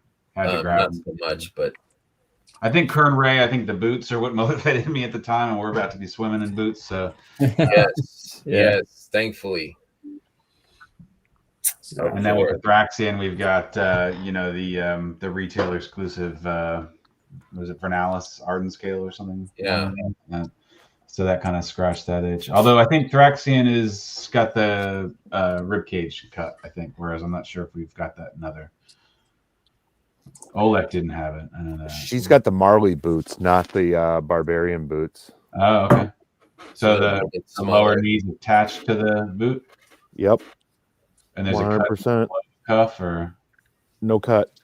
Dave says someone did a review and the buckle doesn't work great. It's not the best, but it's a buckle. It's there. But yeah, it's got the Marley boots, which are good because they're kind of a little bit thinner than the legendary Barbarian boots. So it's more of a female. And it's a very mythic compatible color scheme there with the pants. Yes. Yeah. So But definitely the old style. Kern Ray, she's built on 1.0. Yep. That's She's awesome. basically Marley from the waist down. That's cool. Yeah, it's very cool. So that's the official female 1.0 release that we have. The knee. We've got what's her name too? Vorga as well. But that's right. Vorga was a Right. 1.0. You're right. Yep. Chris, what's your thoughts on this? I didn't pre-order any of it. I go to so many shows that I'll pick it up at a show. Kern Ray, I'll pick up a few of the Kern Ray and maybe one of the mech suits. I think the mech suits are cool. I do too. Yeah, the Kern Ray I think is everybody's go-to. Her arms, while they're painted camouflagey, they're actually the flesh arms. Skull. Really? Okay. Yes. And have we seen those arms before, Brett? Vorga's arms, yeah. And they're wrist wraps.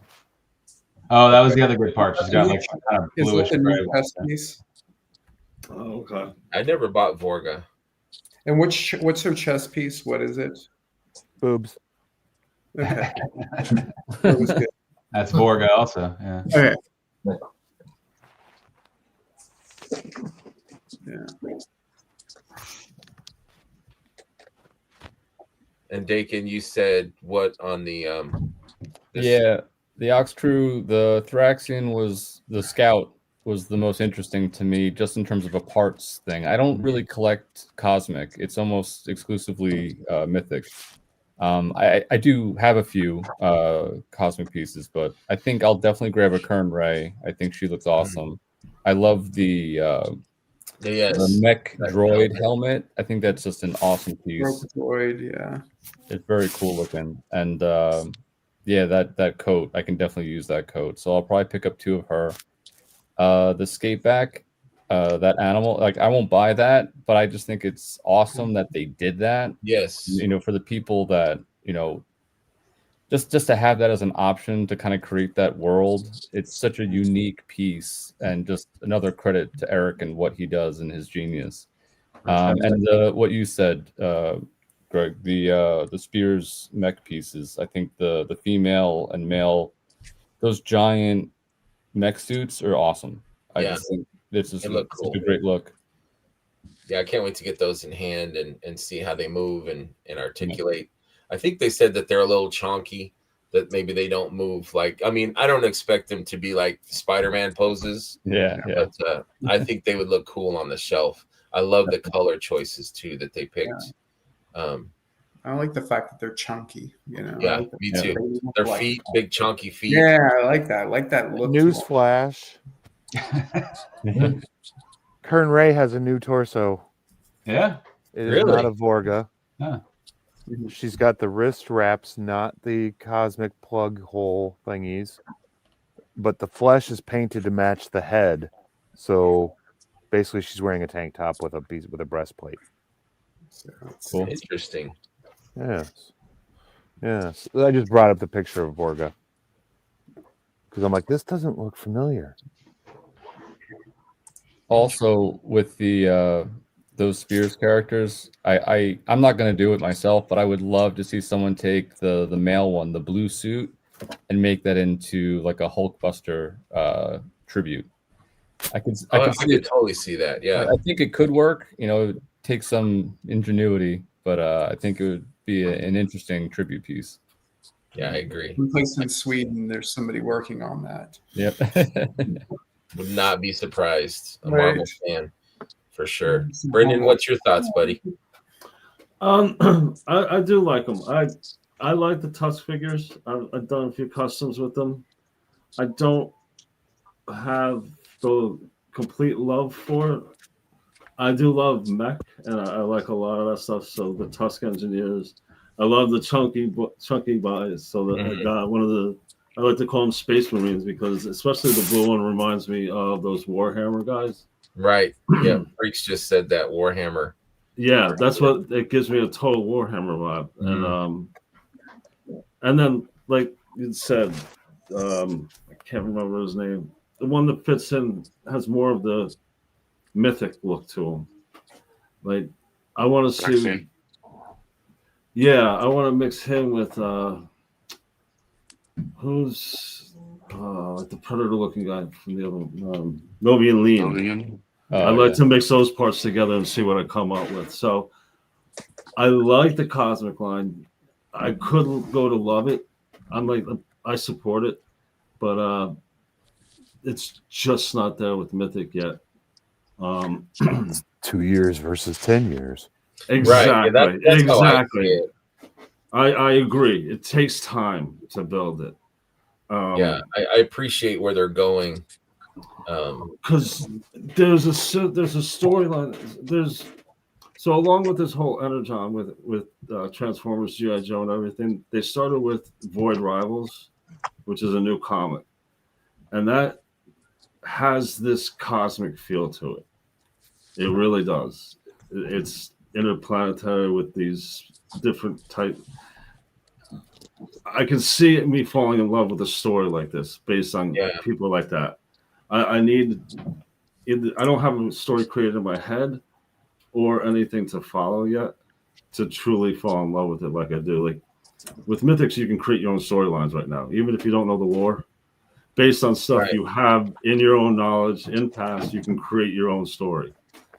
I don't have that with the Cosmics. As much as I love the figures, I would be forced to buy more if I had more of a story to go along with it. Huh. But this thing has bullets on it. Oh yes, but it doesn't come with a gun. Yeah, that's interesting. Right? No gun, but bullets. No lots of warped ones. I hope they use that. Maybe this thing throws bullets. Use that for a custom. That bandolier I like. It's going on the G.I. Joe shelf. Brett, is the waist piece just like a what's her name, Artemis style? Is it just like sort of a very Mythic compatible type piece? The plastic one or the skirt? No, the soft goods. Is it just sort of like the Attila vibe? I guess. Just like the Elijah's, but instead of 4 flowers, it's a full skirt like all the solid other. green. That's a good. Yeah, Rick. I was just eyeballing that up for what my figures need it. So I'll be picking up more of her just for this. That's a gray or a green, or what color is that? Gray. It's green with like an orange ombre at the ends. Oh, it does. Like a dusty. Totally black on the inside, so you could reverse it. Uh-oh. No. And have like that olive. Here, you can. It's even too dark for Brett. I don't know if I can. You can. That's see. not bad. Yeah. Like an army green color. I love that they do that. But with the edges being. And then more like a little weathered. Look good on Thistlethorn. But like this right here, you remove her butt panel. Say they got back. Wow. Yeah. This is just a normal. Yeah, for sure. And that's a good setup. Yeah. But they're smaller boots than the barbarian ones. That looks like I'm glad they went to a multiple thing. What was that? I was gonna say that the bottom half, those legs and the boots there, could be like a Rocketeer tribute. Yeah. Yes. Just rewatched that yesterday. Oh yeah, it's a good one. I love that movie. I can't believe they sculpted a butt. A butt. I can't believe that. That actually plugs into the. Is that the first time?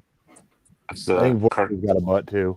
That's a The Kardashian other thing is that expansion you pack. don't even. It's completely covered by multiple pieces, like at least That's 2 good, or 3 layers of soft goods cover that.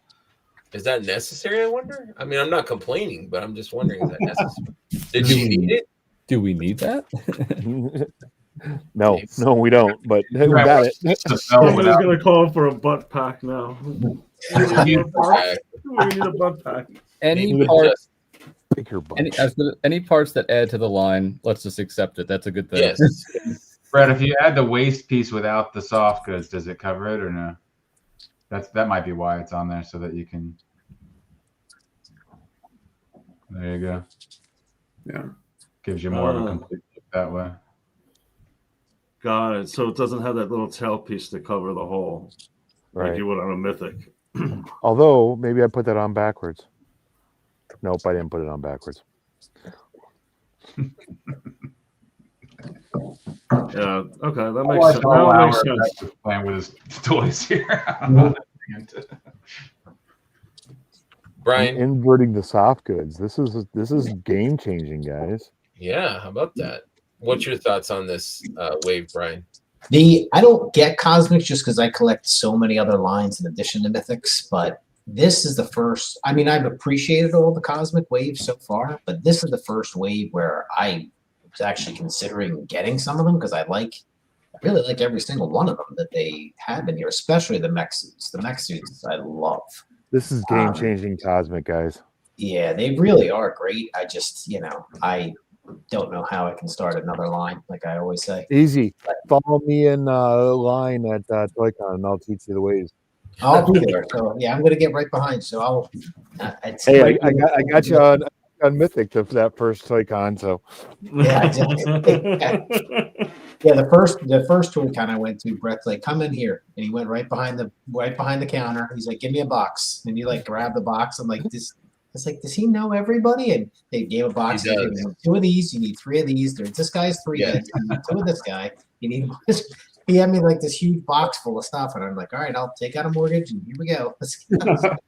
If you ever get caught with Brett and Big G together, you are royally screwed. Yeah. You are so screwed.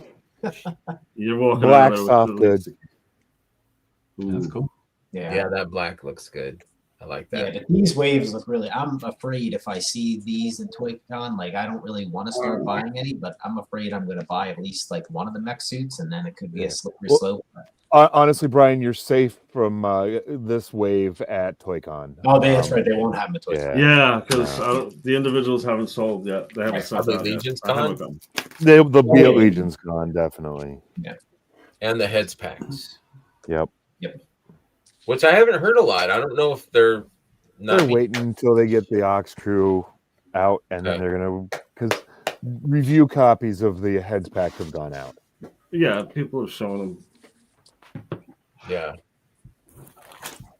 So I wanted to show this. This was, I think, Brett, where did you get this from? This that was on their post yesterday, day before, on Legion's Con Instagram. 7 weeks away from Legion's Con. Tickets are going fast. We expect to see a rush of the remaining advanced tickets this week after we reveal some very cool stuff, including the remaining show exclusive figures, plural, that will be available at Legion's Con this year. Stay tuned. Jeremy and Eric and Jovi Apollo will be on custom or on conversations on Wednesday. So what are we thinking? So now we know it's plural. It's officially more than one. I hope it's mech suits. I hope it's a different color, and let's make tributes to Jim and Cornboy. There you go. There you go. Cornboy does love his mechs. He does. That is true. That might be a way to sneak a Mythic in there as well and do a mixed Mythic Cosmic 2-pack as if you did 2 studio figures. Mm-hmm. And I think Jim and Cornboy are due for sure. Definitely. Both of them. Yeah. Yeah. What's you guys' thoughts? Any speculation? Thoughts on what it might be, what you would like to see? Go ahead, Paul. You're at the top. A male and a female, just like they did with the Crossroads, the Mythic Legions versions. So it'll be a cosmic male, cosmic female, and then you'll be able to do 2 versions from each character like they did with the Crossroads, I think. Mm-hmm. Options. Give us plenty of options. And all reused parts from Cosmic or Mythic. So it's such who knows what it could be. It could be anything. I for some reason I feel like it wouldn't be cosmic this year, but No. I don't know. What do you think, Rick? What do you think it would be? I don't know. I have no idea. I feel like cosmic is slighted if you don't do at least one, and I feel like it shows maybe like a lack of faith in the line, I guess, or something. I think that you get at least one cosmic, but I'm not so sure it's going to be two cosmics. I think we might see like a wall tour situation. So you think like if they didn't do a cosmic, then that would show that they don't have as much faith in the line. Yeah. Yeah, I just feel like it's. I mean, it's. Yeah, if you do 4 Mythic exclusives and then you also have like maybe a table exclusive, like a Valiant Knight Ninian Trooper type figure, I just feel like it doesn't give Cosmic enough due. I feel like Cosmic's gotta get something. Yeah, I agree. I think they're definitely going to have a Cosmic reveal. It's their number 2 line out of what they have. Well, I mean, with Figura Obscura as well, of course, but I really think that they have to support it, at least with one figure. Right. Yeah. I mean, look at the way the Crossroads is built out. Crossroads is built out to be a 4-pack. That's your 2 Legion sets right there. And they said there's not a 1-day, 2-day exclusive. They're all weekends. So you got your 4 figures in Mythic already if you buy the double the packs. And then I was thinking Cosmic, but then when Brett said tribute figures, I totally want to see that now. I want to see a 2-pack of figures, and those guys definitely friggin' deserve it. I mean, you've had every Legion's Con, okay? Gerard, tribute. Okay, Furious 4, tribute. Walter, tribute. Yeah. Garrich and Gaspar and Diego, tribute. Yeah, but I feel like that's honoring the folks that kind of prop it up, and so like for a company to make their namesakes as tribute makes it like they're tributing themselves. I was just taking the piss, but I think that there is going to be some tribute. I don't really honestly think it'd be Jim and Cornboy, but yeah. Would they do a tribute to Sherry? I think maybe Trevor. Maybe Cameron and Sherry, maybe Trevor. Cameron and Nate, Sherry maybe... as a 2-pack would be sensible. That would, yeah. Nate at some point. I'd love to see a Joe Vassapolo tribute, just because like the dude's the workhorseman of the group. Like he's everywhere, does everything. Yeah. I mean, everybody's talented. Don't get me wrong, but you just watch him do everything he does. He busts his ass for everything. Yeah. Like especially Legion's Con time. He is talking to him in a chat. You just see how much he does, and like I respect the hell out of Joe Vassapolo for everything he does. So he definitely deserves to have some kind of tribute at some point. I agree. 100%.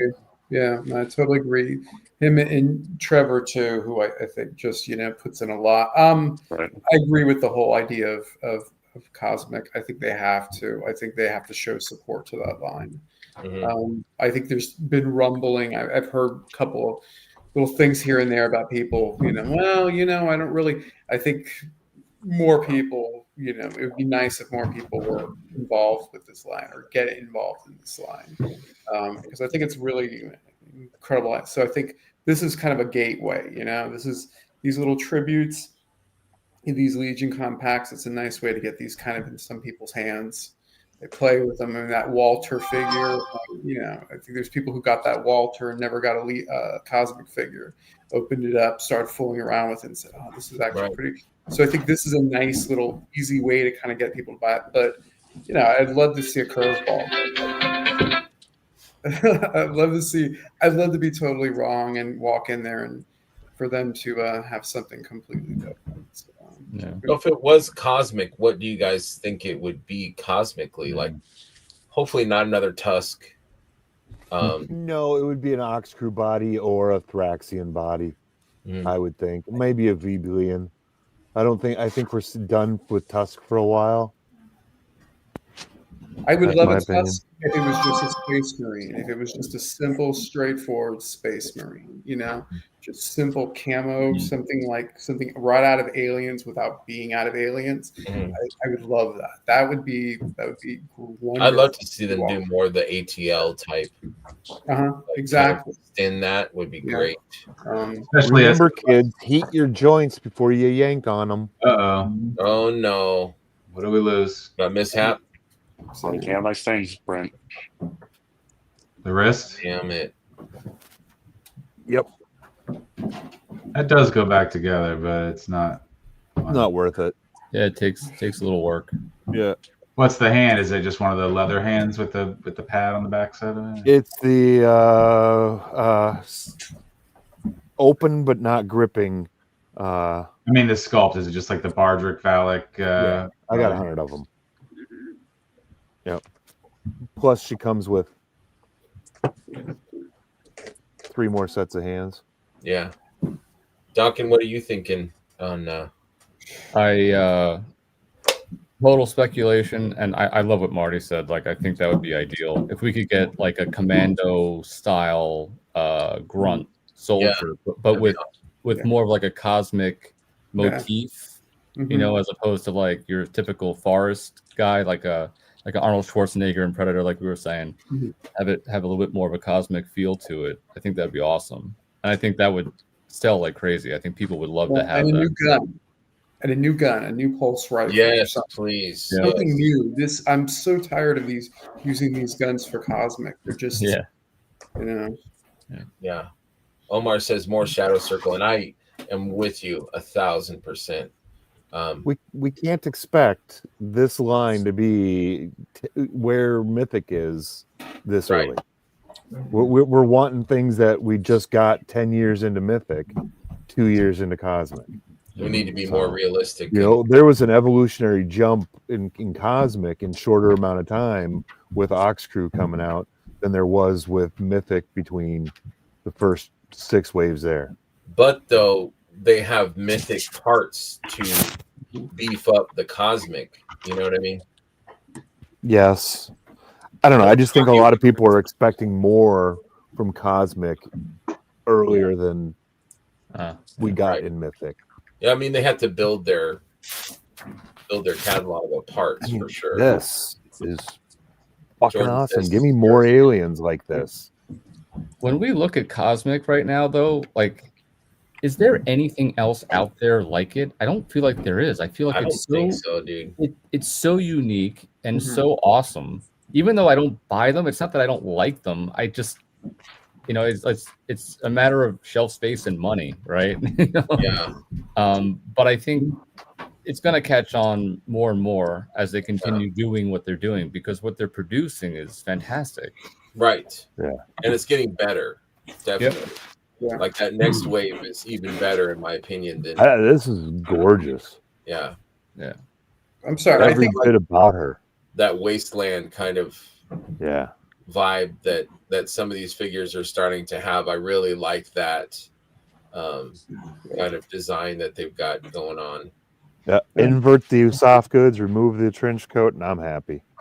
No, the Tusk figures are amazing figures. Like they're brilliant figures. Okay, and if you customize them, you use them. They just are. There's nothing out there like them. I'm sorry. I mean, and you know, but I could see to give it time.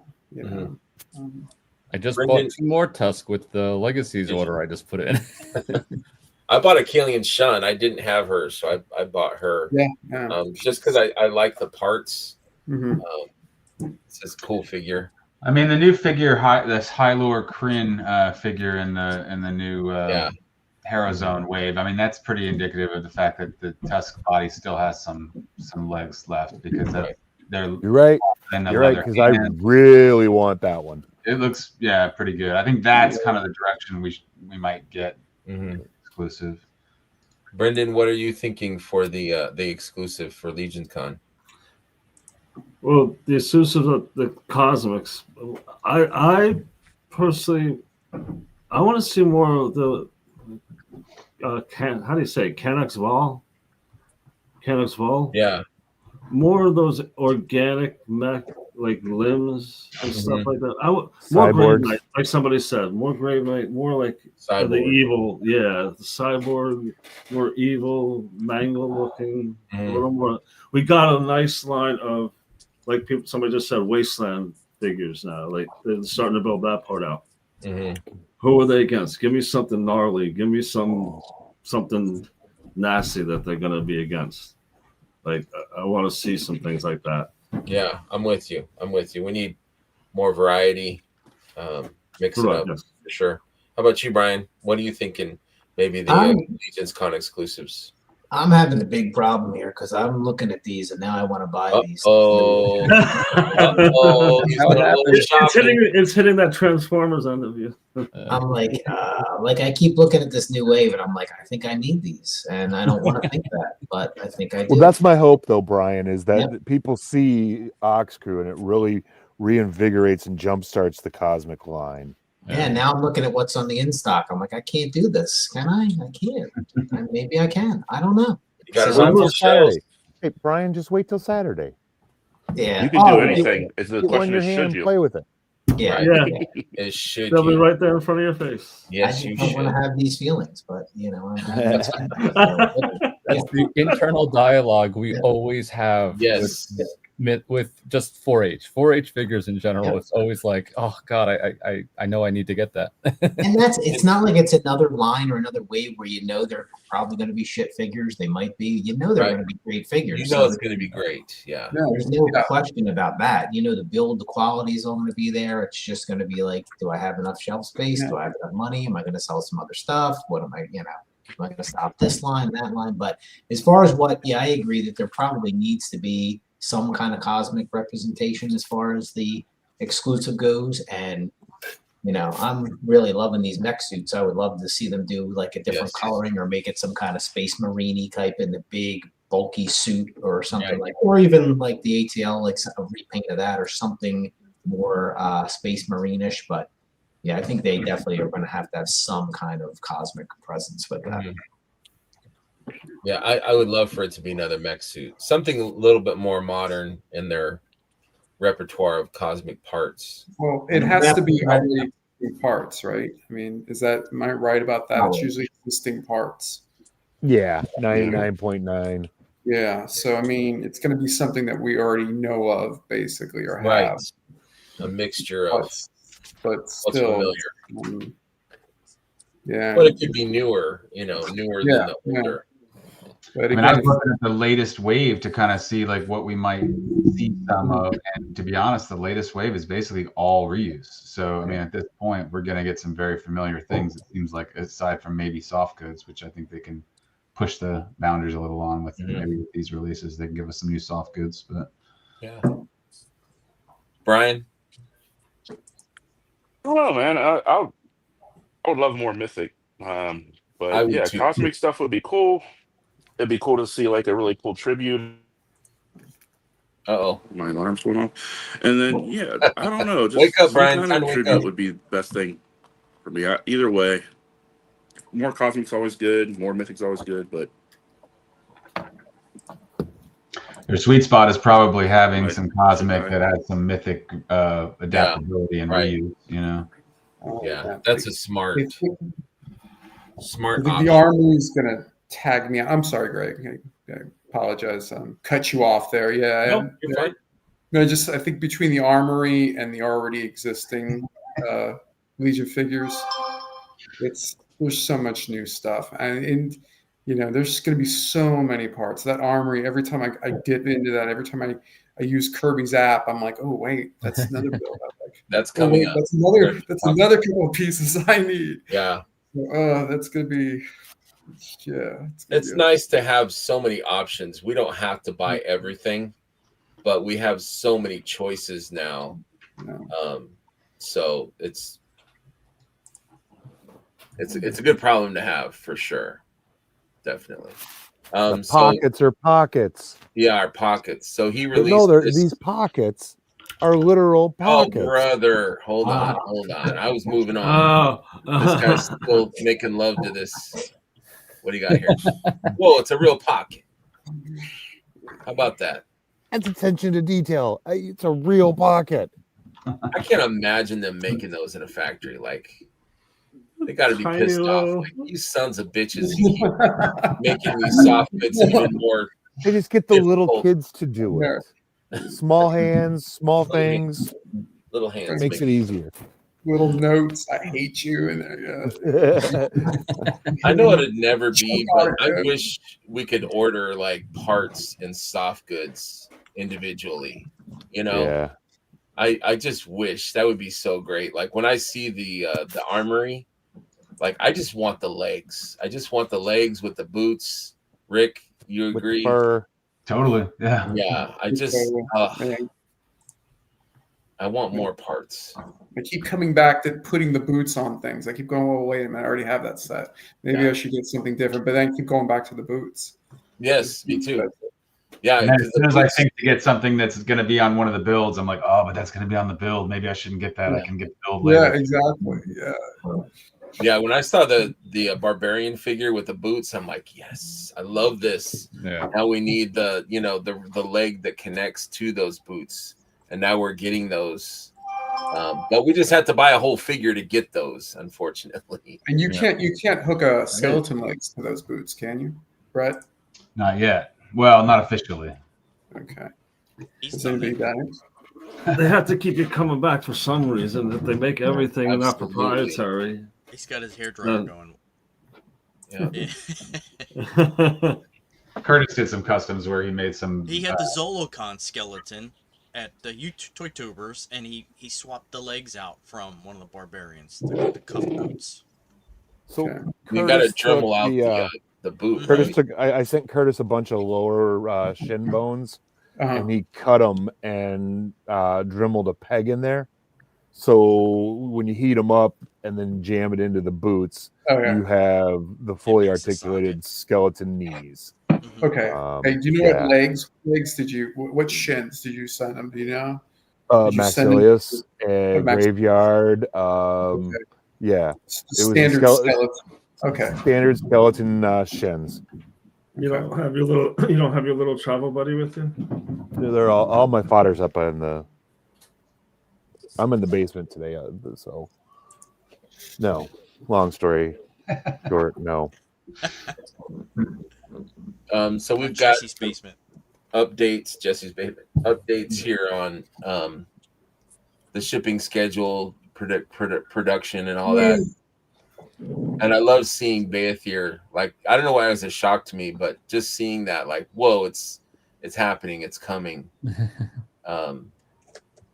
But yeah, it looks like a pretty damn good year coming up. Yeah, it is. Or still to come, you know? Yeah, the end of this year, the first half of next year. And people keep asking Jeremy about Rising Suns, and he keeps saying, yeah, it's coming this year. I could see it hitting in November and shipping after Legion's gone. I mean, not only is that coming, but two other waves are coming. We're getting the Ox Crew and the retailer. Yeah. Yeah. That's pretty wild. Yeah, that's a lot. Yeah. That's a lot. This end of the year is definitely heavy with Mythic and Cosmic. It's all paid for. Well, some of it. Some of us. Most of it, hopefully. Past me making horrible decisions, future me so happy. Right. Yeah, exactly. But it goes back to more options. Holy cow. We've got more, so much more stuff that's going to be on the table when we go and see them. And, you know, retailers are going to have so many more options of stuff that they're going to be able to offer us. So it's all good, right? Oh, yeah. Yeah, definitely. So Armory, our buddy. We got one more thing that's going to happen between now and Legion's Con, though. Graveyard. Graveyard.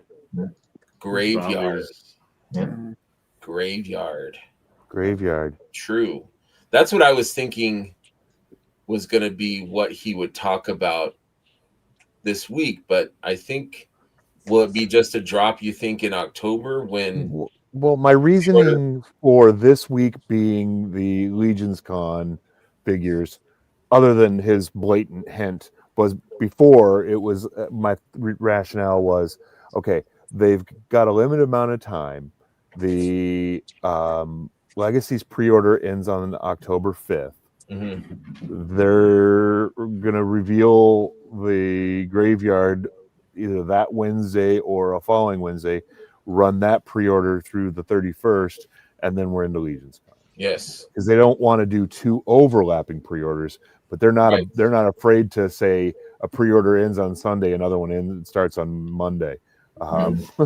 It's almost like they have to. There's so many, so many things that they have cooking because they gotta have get. You gotta get Figure Obscure out by the end of the year. That's already done and taken care of. But there's going to be a December drop. That's what I mean. Legion's gone. There's going to be another Figure Obscure. Right, in December, which is we still make it happen.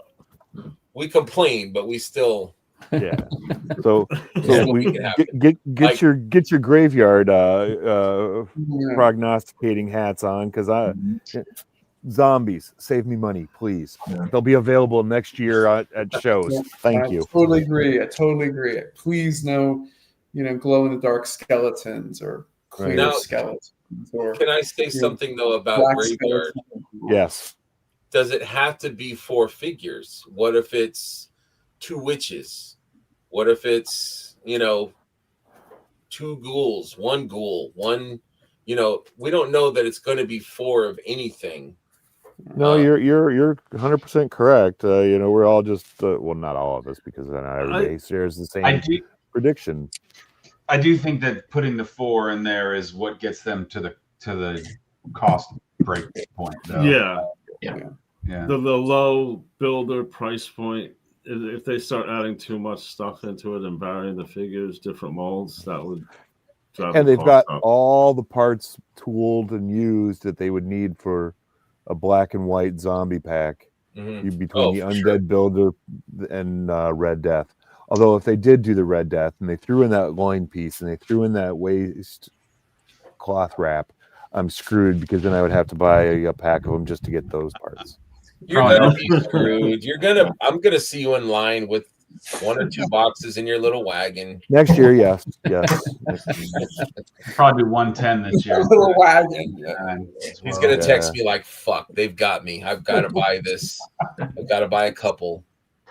But that's okay.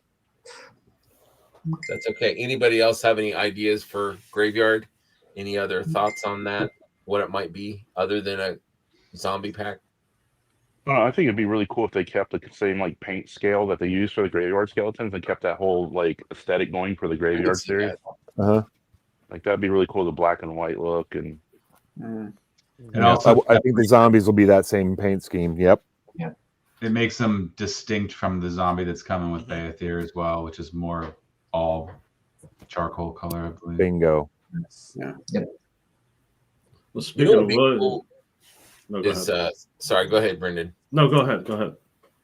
I was thinking of and I don't know if did they do burnt, or I would love to see on fire, like Paul did this thing where he built the fire and attached it to the figures. I thought that was so rad, dude. I would love to see charred or burning skeletons or zombies or something. That would be so cool. You could probably hook on some Johnny Storm effects to a skeleton arm, I would think. Paul, how did you do that, dude? You said hot glue? Mine were hot glue, yeah.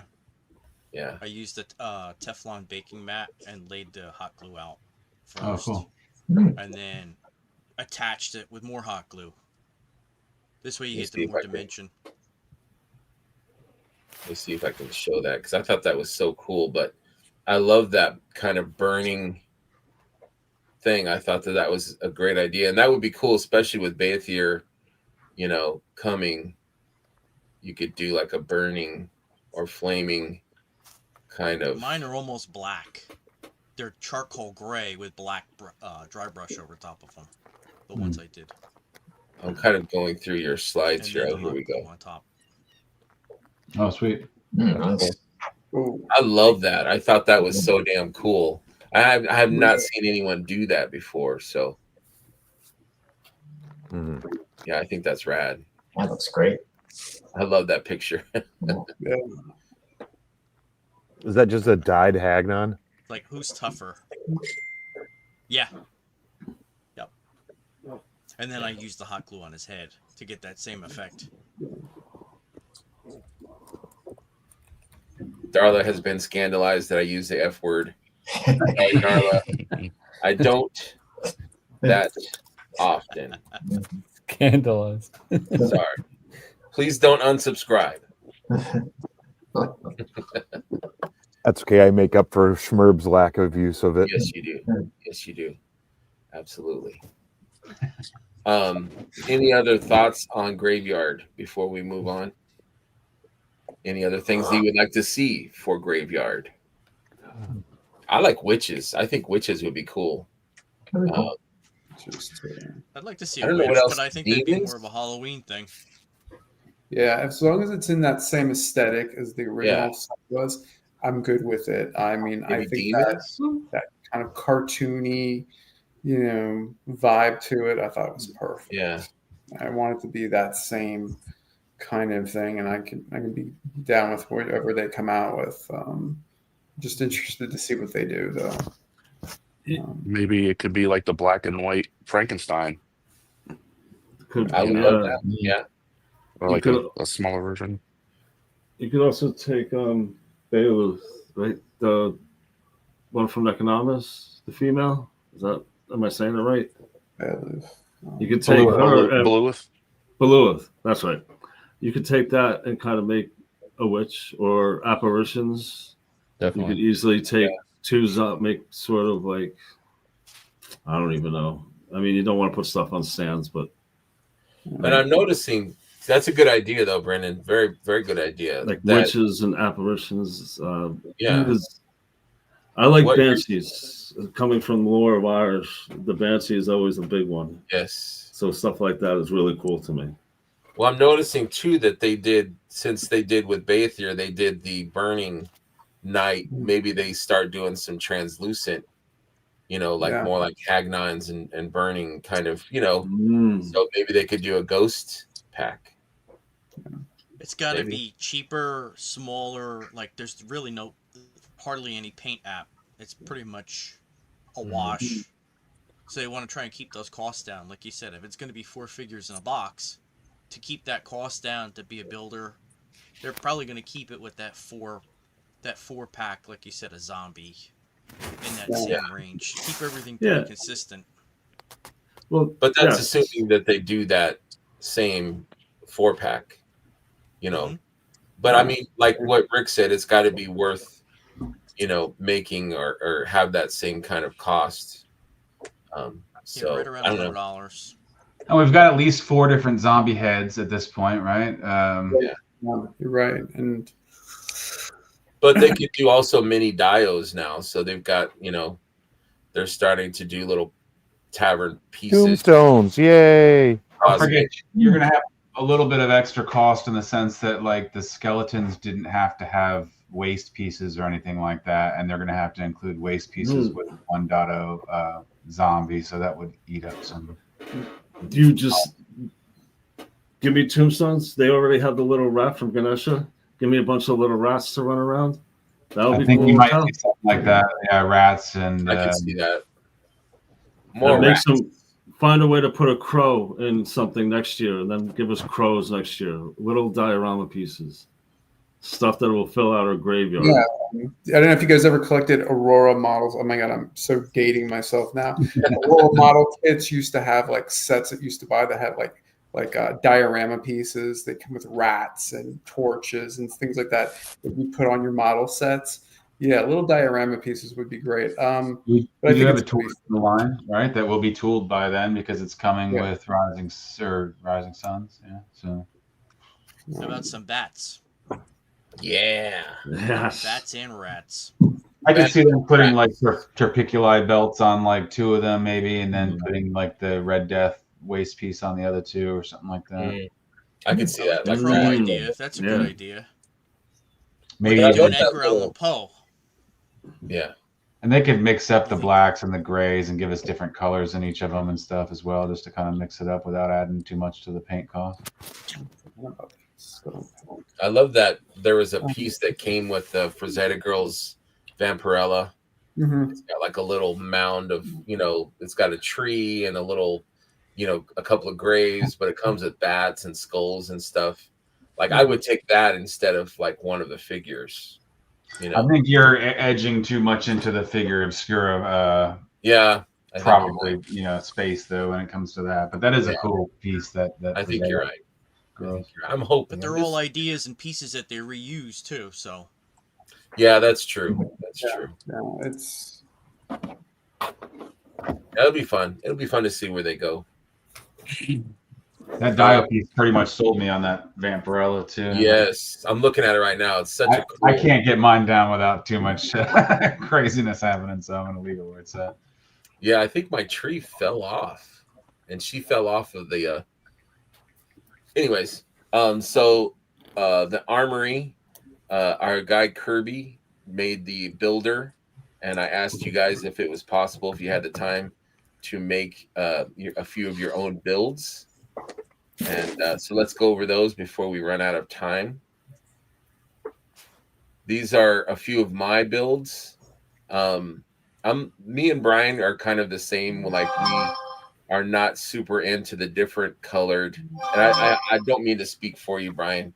I'll definitely give you a chance to comment, but not really into the gladiator thing. I am into the different legs opportunities that we have. I like the different pauldrons and colors. I do like the Marley helmets, their heads, but not really into the Spartan or the gladiator ones. So my builds are going to be pretty basic, nothing too crazy. These are the only ones that I built, but let's go. These are Rick's right here. Rick, what was your thought on your build here? Yeah, so real quick, I guess mine is more of a, even though they do look like they coordinate a little bit here, this is really kind of all about parts for me. Yes. So on the far right, I really wanted a pair of Santa pants and boots to update my 1.0 Santa. I really like the bright silver with the boots. Me too. That either matches Knight Builder or Silver Knight or Dalric, or hoping we have some crossover there. And then I just heard on, I think it was Jeremy's show this week or maybe somewhere, where those armor in the middle, the grungy armor, was made to match Urzok, which I thought it was made it was going to match. Really? Yeah, it seemed like it was going to match the Revenant Legions Con exclusive, and it probably does a little bit, but they mentioned that it was intended. It was a direct paint match between. I love when they do shit like that. For sure. I love that. It's so clever. And definitely shout out to everybody that worked on this, because it's like yes, it looks fantastic and was super easy to use. And yes, thank you, Kirby and Jeff. And is there someone else that? I think Jeremy kind of provided some of the terminology, I think, as I recall. But these are Brian's. Yeah, Brian. Like you were saying, Greg. I really want the Magnus head in a bunch of different beard colors. Yes. So I'm probably just going to take that head and put it maybe on some knights or some. It's still a great head. Really great head. I love that head, and the boots, the cloth. I'm going to get all cloth pants with boots. Are you? You're going all cloth? Oh yeah. I'm going all cloth. Brian, that one on the right is a pre-build. Yes. Yeah. Okay. Yeah, I mean, I'm not locked in anything yet, but I just really want the cloth boots, the cloth pants, the boots, the Magnus head, everything else. I can just mix and match. I don't really care a whole lot. And I got a bone to pick with you, Brian. Oh no! Yeah. Where were you yesterday? Where was I? What? Where were you yesterday? Oh, he was family in. I was I thought you were at the toy show. Yeah, but that's in Lehigh. Yeah. And I drove through Kutztown twice. Yeah. See, the backstory is I went to Kutztown, and my daughter goes to Kutztown, and Brett lives right by Kutztown. So, I assumed you were at the show all day. Oh no, I was only there for a couple hours. Oh, no, I didn't know that. Oh, you could have went to dinner with us. Damn it. I'm just giving you a hard time. Yeah. I woke up this morning. I'm looking through Instagram. I'm like, that motherfucker. Well, one of these days when I go up there, we're going to set up a dinner and go out. Absolutely. Sure. And then you're probably going to end up having me buy every cosmic figure there is. So. Right? Absolutely. Yeah.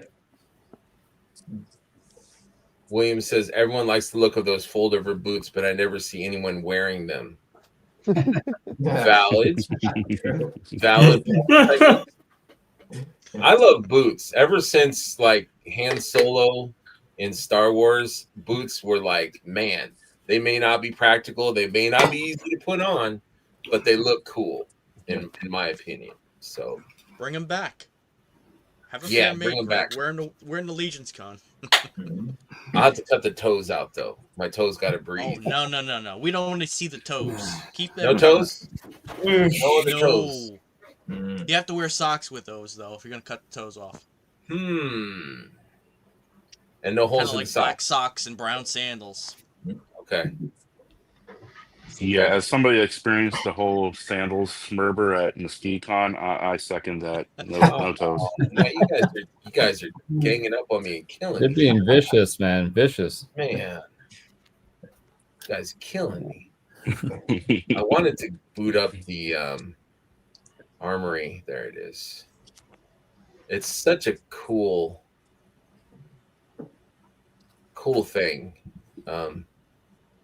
Oh, can you guys see that? Okay. Yep. Yeah. They did a great job. I mean, last year. I mean, it's great. It's upped it even more. Yeah, totally. Last year. And then I guess Kirby said that if you randomize it 1 in 1,000, you will get a swig head. Trevor did it. I've been trying and it's still, but it's 1 in 1,000, you know. I gotta start trying that. I like the green for the orcs. Yeah. You know, more orcs. Morks for morks. Well, like Joe Vaspola said about that on Friday night, is that body matches like the demon head, so it actually gets darker in the back as well as the just like the head does. Oh, that's cool. That is cool. Okay, so let's go. I got distracted by this build here. I'll just leave that and come I have back. zero desire for any bit of flesh.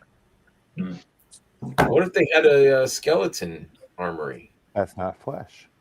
That's true. If they gave me a skeleton torso and skeleton arms in here as a choice, you'd be all about it. I'd be all about-y. I would too. I don't know. My build here is I wanted all the Mercurians. I think that we've had a kind of a lack of new Mercurian stuff. I love the whole concept of it, so I kind of want to get all of the heads. And I think all of the legs, or some of them, it's the exclusive stuff. I wanted to make sure I got some of the more exclusive parts. But yeah, as far as the build of the bodies go, I mean, this is 3 of them. I think it will be shocking if I walk out of there with only 4 of them. Every time I play with the app, every time I play with Kirby's thing, I come up with a new scenario. And I'm like, wow, okay, that looks good too. And that, so these are, the other one is the fire, the Marley, the one with the fire. It almost looks like the fire out of the eyes. I think that one's incredible. Yeah, that is a cool. That's just, yeah. Sorry, went too far. No, it's cool. And that gold, I didn't think the gold looked bad. That's one of the ones that popped up with that app. And there's just something about it that looks, imagine putting a pair of wings on that and putting gold wing. And just something so creepy about the whole thing too. But yeah, it's so looking forward to. And they're super rocking those pauldrons now. Mm-hmm. It's like we didn't see them at all. And now we see them, Scally's got them, and now they're in the armory. Do you know that skull can come out of there? What? Huh? Yes. Say what? Out of which, the pauldrons or the pauldrons? Did not know that. No. And what do you do with that skull piece after you're removed Yeah. from there? I glue it onto somebody's boob. Yeah. Would it fit on a belt? That's the right answer. Glue it anywhere. It might fit on a belt, but it pops out. God. On that note, guys, I'm so sorry. I'm gonna have to cut No, out you're early. fine. I got a little thing going on. Sorry, It's a Chris. long-winded show, man. It's okay. I know I'm horrible. Listen, I can't wait to see all of you very soon. And that's damn it. Oh man. You're talking. Okay. Now you're talking. Thank you, Chris, so much, man. I appreciate you stopping in. See you guys soon. Please tell Jamie Of hi. course. Thank you for having me. See you later, Chris. Of course. Hey, Oh, and by I the was- way, just a quick question. So are you guys registered at Four Horsemen? We want to get you a wedding gift. Can we get it through the Four Horsemen? What? You? I didn't know they had such a thing. No, I'm joking. Oh, I was gonna So- say I don't know. Yeah, I was gonna say you should look Gift into cards. that. A hug Yeah. would be great. There you go. Listen, A y'all have a hug. great day. Yeah, you too, man. You too, I buddy. Take it easy. can't wait to buddy. see See you later. Thanks, everyone. Bye-bye. See you, buddy. Curtis says, anyone that has seen my exploded reviews knew that. Oh, boy. I'm sorry I have not seen that yet. I try. Curtis, you have a channel? I haven't heard anything about I that. know. That's cool. New to me. I didn't know. You need to You should really advertise start it putting that more. out. Yeah, you need to put that out there more often, dude. I need a banner. More advertisement on the Cabal for me, please. Yes, I need a banner. Next, we've got Brian with your builds. Brian, Lynn. Yeah, I don't know. This one's kind of like how Rick's looking at it. It's about parts for me more than Yes. anything. The main part I definitely would have to find is that skull with the orange flames, just because I'm a big fan that this year there's 100% more orange in it. And yeah, that's the I know main you're an part I orange definitely guy. need to get. Oh yeah, that's always been my color for some reason. And I don't know. I didn't think I was gonna like the green demon dude, but I'm kind I of know like it's him. it's growing on me. It's growing on me. I'm not a big Azar, whatever. But I do like the green. It's kind of eye catching. It's a good choice by them. Also, fun fact that the armory build will definitely help you out when community projects come out for the con that nobody's heard of. Yeah, So- you were kind of teasing that, and Yeah, so- would you like to elaborate on that, or? Well, Not I don't want to give too many details on it, but like I will say that it's not going to be a simple, hey, I got to make something. I'm just going to do whatever I want. It's going to make you get out of your comfort zone, and you're going to have to get creative with it. So it's going to be fun. And this is going to be more opportunity to get more parts and pieces to have the opportunity to do more cool shit at that point. So load up on your parts. And CarverCon is July 16th, 11th. 11th. That's close. 2028. 2028. I hope not, because I'm already stressing enough, and it's only been a year. I can't wait, dude. Have you had any more vendors that have committed? I've been kind of taking it easy on trying to get people because Legion's Con's going on. Everybody's busy building Yeah. for that right now, and so I'm not really stressing it right now. I figure at Legion's Con it'll be kind of a talking point, and I'll have a chance to actually talk to some people there a little bit easier than network. Yeah, just there's other people I want to get involved and stuff like that. But I mean, the last one was like Jeremy on the Mythic Conversation said that there will be a horseman presence there. They're still working on what it will be. Sweet, man. So hopefully it will be full on horseman show. That's the got to goal, be but like, that's got to get you stoked, dude. Like That'll be huge. oh yeah, you made this, I mean, with my help, but oh yeah, you did everything, man. But Oh yeah, no, I'm so happy for you, dude, and I'm just happy to have another opportunity for all of us to kind of congregate and come together. Not all of us, Yeah. but those that can make it, those that might be in the area, that are not that far, But it's going to be awesome, dude. I can't wait. I'm excited to see how it comes out. I got a lot of fun things. I got something big in for it that I'm really excited to get messing with. Okay. Like I get on Legion's Con first. That's That's what she said. I would say if it was right here, I'd give you a little teaser, but it's over way over there. That's okay. And if you saw what I'm sitting in, it's a lot harder to get up than what you think it would be. You understand? Hey, I'm covered in stuff. with. Oh, the things Brett could say. Phrasing. But yeah, I'm with you, Brian, on the parts thing. I do like the bare chest, but it's not like my favorite. I would rather have some kind of armored. Like I love the black shiny armored pieces, the lower pieces. And now I'm like, man, I wish we had, black shiny upper armor pieces to go with it.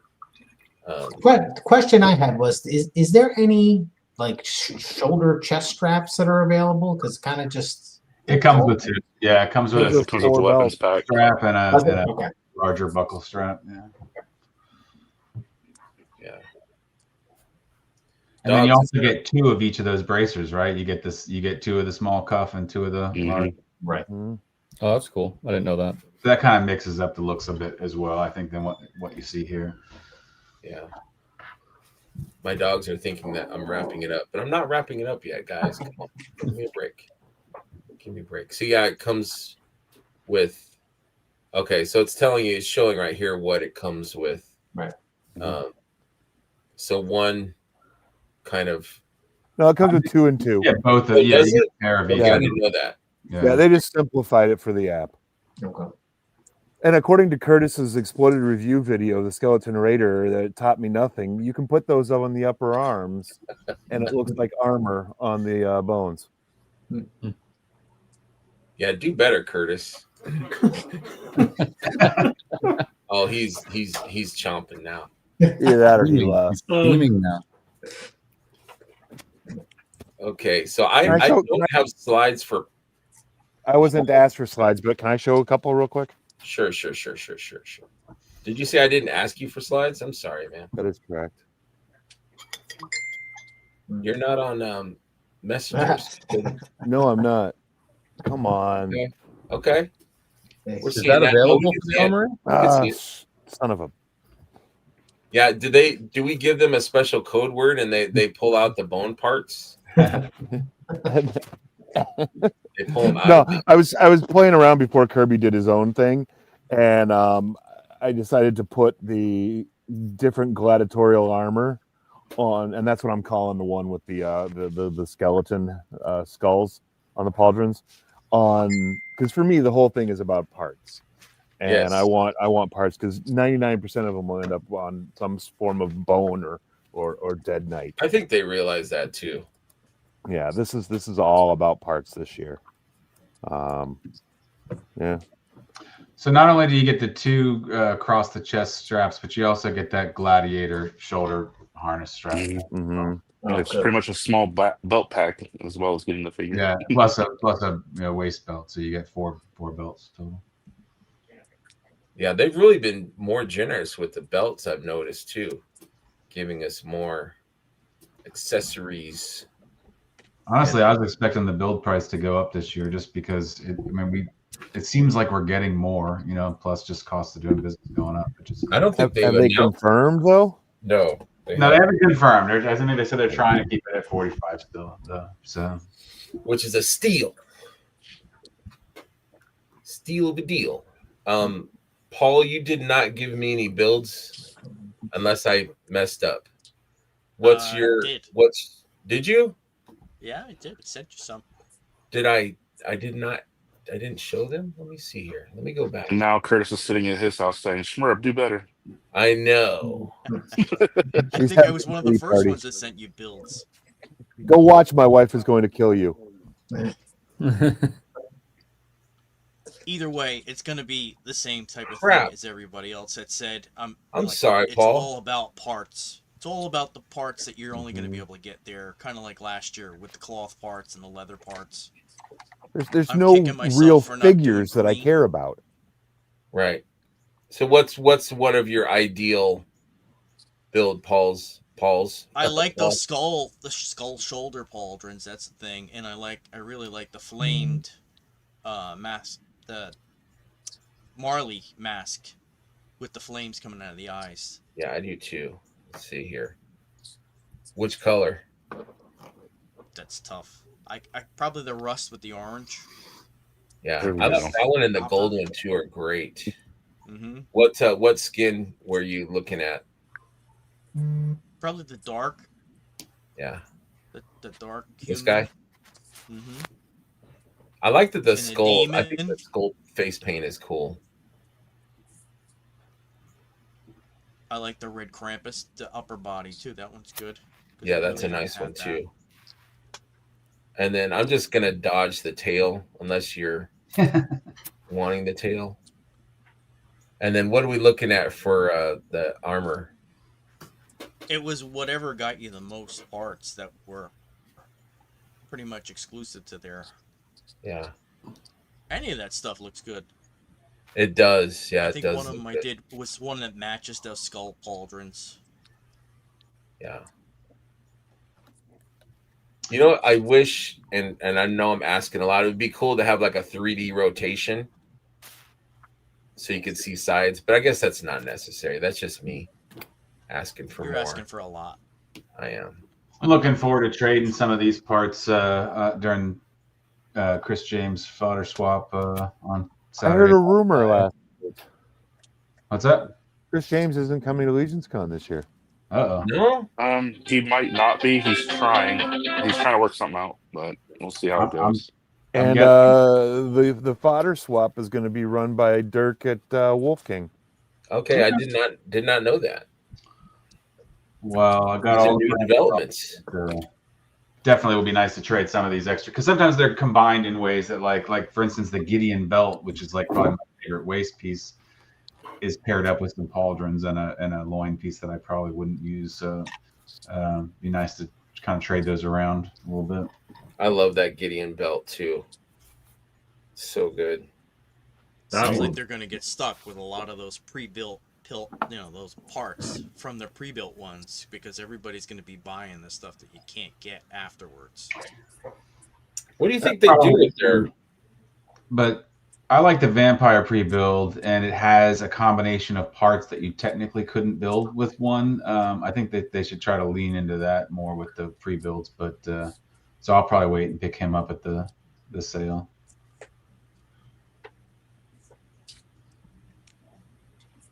They did that a lot with last year's Armory pre-builds, I think, as they made combinations of parts that you really couldn't build in one pass. Yeah. You guys talk amongst yourselves here. I'm still trying to find Paul's. I think that Vampire pre-build is probably, to me at least, the best one out of all, and one that I would want to buy. The majority of the pre-builds, most of us have been saying, I think all of this for me, the Armory, is about getting the right parts that I want, and less about trying to build like the best character with what we have here. Mm-hmm. Yeah, I'd be kind of bummed to have like one. 4 of these Magnus torsos and arms though, and never get a pair of legs that matches them. Though that'll be a little just frustrating. Yeah. Like looking at the 6 here right now, like I want the boots. I want a lot of the straps. I think the waist pieces, those belts, a lot of those are cool. The Red Death loincloth piece that comes down, like that's a tougher piece to find. I like that a lot. And I think the Magnus head and is it Belfor or Belphegor? What's that guy's name? Belphegor. Yeah. I think the Magnus head and the Belphegor head are awesome to get with this Armory thing. Yeah, I agree. Dakin, looks like I didn't add yours either. Jeez, I'm being a terrible host here. I sent you mine first. Yes, you did. And I wasn't even asked. Jeez, guys. My fault. I'm working It's okay if you don't find. I mean, I basically said what I was going to say anyway, regardless of what I put together or not. Just trying to find the best pieces, that I want to use for customs. Yes, absolutely. Yeah, and I think a lot of people are doing that. Is just kind of shopping for parts, which I think they did that. I think they know that we're doing that. Gladiator is a good way to do that. Sorry. I will have my set of gladiators, but those will be the helmeted versions. I think I didn't. I only have a couple I saved, but I do. I like Clavian, and I can't remember the other one. I'd like to fill out at least a little. I like mini factions, going with like Transformers and like what they did with Eisenwall. Not Eisenwall. Eisenwall. Like little mini factions. So I love to build that up a little bit. I don't need a ton of gladiators, but I'd like to have enough. I don't think they put out enough in the beginning. I'd like to have a nice little set to have a shelf or a little display of them. Yeah. Maybe, with some Coliseum background, try and do some kind of diorama a little different than the normal stone ones. Yeah, I agree. Okay. But me move and hey, Greg, that picture I added to the media library, did it show up? Yes. So what is this? Tell me about this. Those are the builds I have, the parts that I want to get. Oh, okay. So you've taken some time and he's put in the work. He put the work in. He's got the comprehensive list here. Mm-hmm. That is. So are you going to buy all those, Brett? That's my plan. I know you bought quite a few last year. Yes. I kind of hung out with you for most of the experience. What Brett's going to be in this line for the entire con, I think. Have DoorDash visiting him in the line. Saturday and Sunday. Yeah. Is that so again, it's all about parts. Every part, every part Yep. that you can get only there. Is that the strategy? Yep. Oh, okay. Yeah, because I mean, I have regrets like that. I wish I'd have got that black bucket helmet with the cross. Mm-hmm. Yeah, I didn't get that either.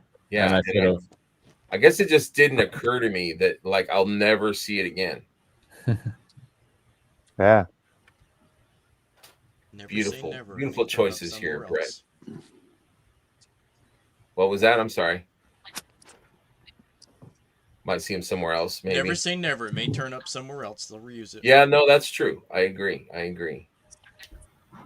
Let's see here. I'd like to see the green leather show up somewhere again. Yes. I had built that leather torso. And my stepson kind of claimed it. Okay. These are yours, Paul? Or are they Dakin's? I think so. Okay. Yeah, they're not mine. Back to it. Okay. These are yours, Paul? I think so, yeah. I like the red cloth with the black boots, and the black boots with the I love the black cloth with the brown boots. I think that's cool, and it's cool that they gave us kind of like a dirty pair of boots choices, like a grungy. I think that's a cool thing that they did for us. I think everybody pretty much wants those leather boots on the bottom, right? Or at least one set. Yeah, definitely. A lot of choices too with the boots, you know, like the black glossy, the grungy, the brown, the light brown. A lot of choices on those.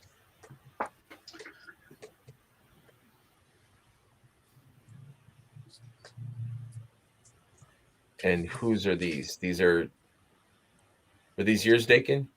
Those might be mine. Yeah, I think so. That the skull head with the orange flames. Yeah, that one looks like mine. I like that. The dark skinned the gray skin really goes well with those armor parts.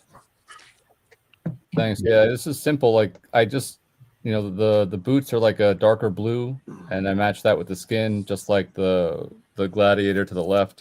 Got the light tan boots match with the skin, and threw whatever other pieces on top of it, but tried to make them look somewhat cohesive.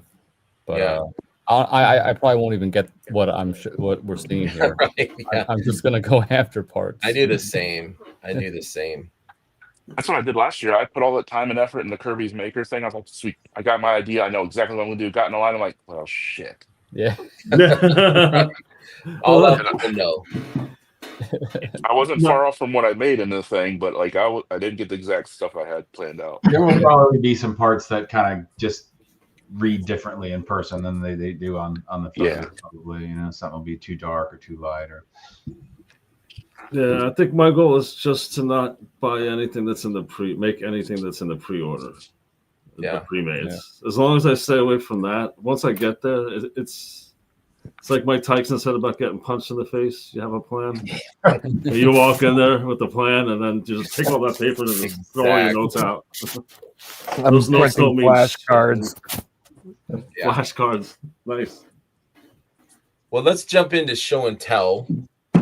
We were showing our builds. Let's do a little show and tell before we wrap up this show. Paul, I'll let you go first since you're at the top. Okay. What you got? What you got today, buddy? I'm gonna go back and revisit something I bought a while ago. That was an old Jersey Devil. Oh, cool. Nice. That I found off of eBay a couple of years ago, and for some reason I don't know why it lights up. But That's cool. That is cool. It's got some limited articulation. You know, his legs move, his wings move. But I just thought he was cool. He's small. He's like the size of a Marvel Legend. I love the chest light up feature though. That's pretty rad, man. Yeah, I don't know why they decided to do that, and why green, if anything. You think it would be red? Yeah, it's kind of a random, but it's different. He's more like the old drawing, where he's like more goat-like. Yeah. Yep. That's something fun. Picked up this off of Amazon. I know Greg and I talked about that. The spider buggy. Love that, man. That's $10. You can't pass that up. Oh man. Comes with I had Miles the original Morales. as a kid, man, and loved it. The old spider buggy. That's awesome. Who doesn't need a spider buggy, especially if you were into Spider-Man? Yeah. Totally. I'm digging these guys too. McFarlane's Super Friends. Oh, the Super Friends, yeah. Those are fun. Yeah. And then you and I talked before the show. 77 Spider-Man. Yes. That's cool. Love that so much, man. After he got canceled through Walmart's pre-order. Yeah, that was weird. I don't know what they did. I think they canceled everybody's order. Seemed like it. There were very few that did get them. Yeah, well, I think Terrence and Jeff got theirs. But and then you and I also talked, I think, about these Spin Master Superman. I need to find that. I've not seen those anywhere. I just picked him up in Target the other night. Okay. $8, you can't beat it. You can't beat that. That's and then nice. We just talked in about like package. the old vintage. Here's your original Yeah. vintage compared to him. Wow, bro. I have that one too. Whoop, he's flying. I got both of them. Here's the bent leg version. That's the one I have. Yeah. That's the original version from him. Who made that? I don't think I ever had those. Those are Lego, aren't they? Okay. I had the doll one. I hate to use the D word, but I had the cloth version, the bigger cloth version. But I didn't know they had small ones. I would have definitely snapped those and up. In the back, you see all the other versions. Marlon Brando. I've not seen those. I will pick those up. I also got Lex Luthor with his wig that comes off. Oh, you got to, dude. Nice. Gene Hackman, man. Masterclass. Comes with a newspaper. We need a Miss Tessmacher. See if you can find those, Greg. They're fun though. Target. Yeah, I'm gonna check those out. Thank you, man. That's it for Rick? me. What you got, my man? I got this guy in the mail the other day, which I wasn't gonna keep, but then I saw it in person and I was like, yeah, I need to keep him. I opened one. The claws are so fidgety though. Like I don't know how after like 100 Wolverines are they now like struggling with the claws, but like they all just fall out like crazy. That's a bummer. Yeah, so I got to figure out what to do with that. And then another thing that I've been kind of obsessed with lately. Let's see if I can figure out how to hold this up. I like dios and I like small, like single figure dios and such. Yes. And these came with the NECA Pirates of the Caribbean figures. They give like a different sort of treasure dio piece with each. And so as I got Beathir on the horizon, I'm gonna start putting together some kind of good idea. Treasure hoard. Yeah. So like a bunch of those pieces all put Now, together. are those from the old Pirates of the Caribbean. Yeah, like the movie figures. Yeah, like the from the I don't know Those- first, second, or third movie or Those whatever. were really nice figures. I remember my stepson. That was one of his favorite. The Will, what's his name? Orlando Turner? Will Turner. Yeah, Yeah. young Will Turner. That was. I mean, he had feathers. He had the hat. He had like All that stuff works great for mythics too. I mean, the hats fit on skeletons, and the coats and the waist pieces, and yeah, really I got some, a nice I line. got some on that shelf there up above the window. I got some pirate skeletons up there hanging Very out. cool. So, but yeah, that's about all I got today. Okay. Mr. Brian Carr, my All right. best buddy. What you got? Touching on why I don't want to get into a new line, it's because of size and financial problems. Because I'm going to start small and go bigger. Oh So, man, there you go. That's Yes, all. sir. So this is actually the small piece. Oh boy. Weekend. Ooh, man, that is bad. Wow. Like the If you ever stand. get tired of him, you let me know. Oh, I'm not going to get tired. So, yeah, he comes with like a few. There was a few different heads downstairs. There's Beautiful. a bunch of different hands. The shield, the long axe, the short axe of the spear. Actually, I'll put him down for a second. This it comes with like the lance, which has like little honeycombs on it. Wow. Wait, this Brian, piece- where is that from? Where is that buzz off from? I've never Mondo, it's the Mondo. Oh, it is a Mondo. Okay. Yeah. Yep. And the Wow. tip of this spear, I was trying to fit it in his hand. The tip of the spear is so sharp. I slid it through the hand, and it actually made a hole in my palm that bled, and it's scarred. Damn. So you don't mess with buzz off. So, and the wings are fully articulated. You can, I mean, everything is like real. The joints are great. You can move them however you want, but I like having this little flying pose. So he is just next. I really don't want to keep getting these because they keep actually getting more expensive. And it's kind of ridiculous how much they are. But every time I get one, I'm like, sorry, I just got to keep getting them. And they're so good. Yeah, they take. And so that was the small one. This one, this was the small one. This started in 2019. Sorry, it's big guy. The beauty. So this was. I'll move back a little. Jeez. So massive. 2019, they came out with the first one, and they've tried to do all of the parts and the engineering, and they finally completed it. So like the ratchets are,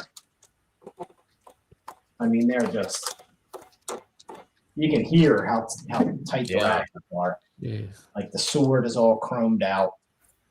Like the parts are just the back. It's just super clean. And I weighed him. He is 11 pounds. Jeez. Oh man. So you can actually take him. You can make it in the full tune, which this is kind of mostly tuned, but like the front, you can put the cars on the front, or you can reconfigure the legs and put the cars on the back. Wow. So you can make it fully tuned. I kind of did a little hybrid. But they give you the parts to make the toy chest and the toy head. It all lights up, like the eyes light up if you put the batteries in there. And it's just, that's the reason I don't want to keep getting new lines, because this guy I don't want to say him with you cross because it's disgusting. But now I wanted to ask on that, Brian. I'm not going to ask the price, of course, but how sturdy and steady is that figure? Like, do you feel like he's safe on a high shelf? Extremely safe. He is. They actually had a picture of somebody had him doing a karate kick on one leg, and he can balance. You trust that? Like, you don't want it to fall. And I've had him set up. I mean, just kind of in a basic pose, but I've had him set up for like 2 weeks, and he's stable as can be. Yeah. So that's beautiful. Congrats on that, man. So it's like I said, it took like 6 years literally for all the pieces to come out, but it's a beauty. And congrats on your investment. Yeah, it's one of the reasons why I just don't want to get to new lines, because these guys are pretty damn pricey. But that's it for me. Beautiful. Doc, and how about you, man? What you got? All right. So the rule was like, what are we geeking out over, right? Yes. Or obsessing over.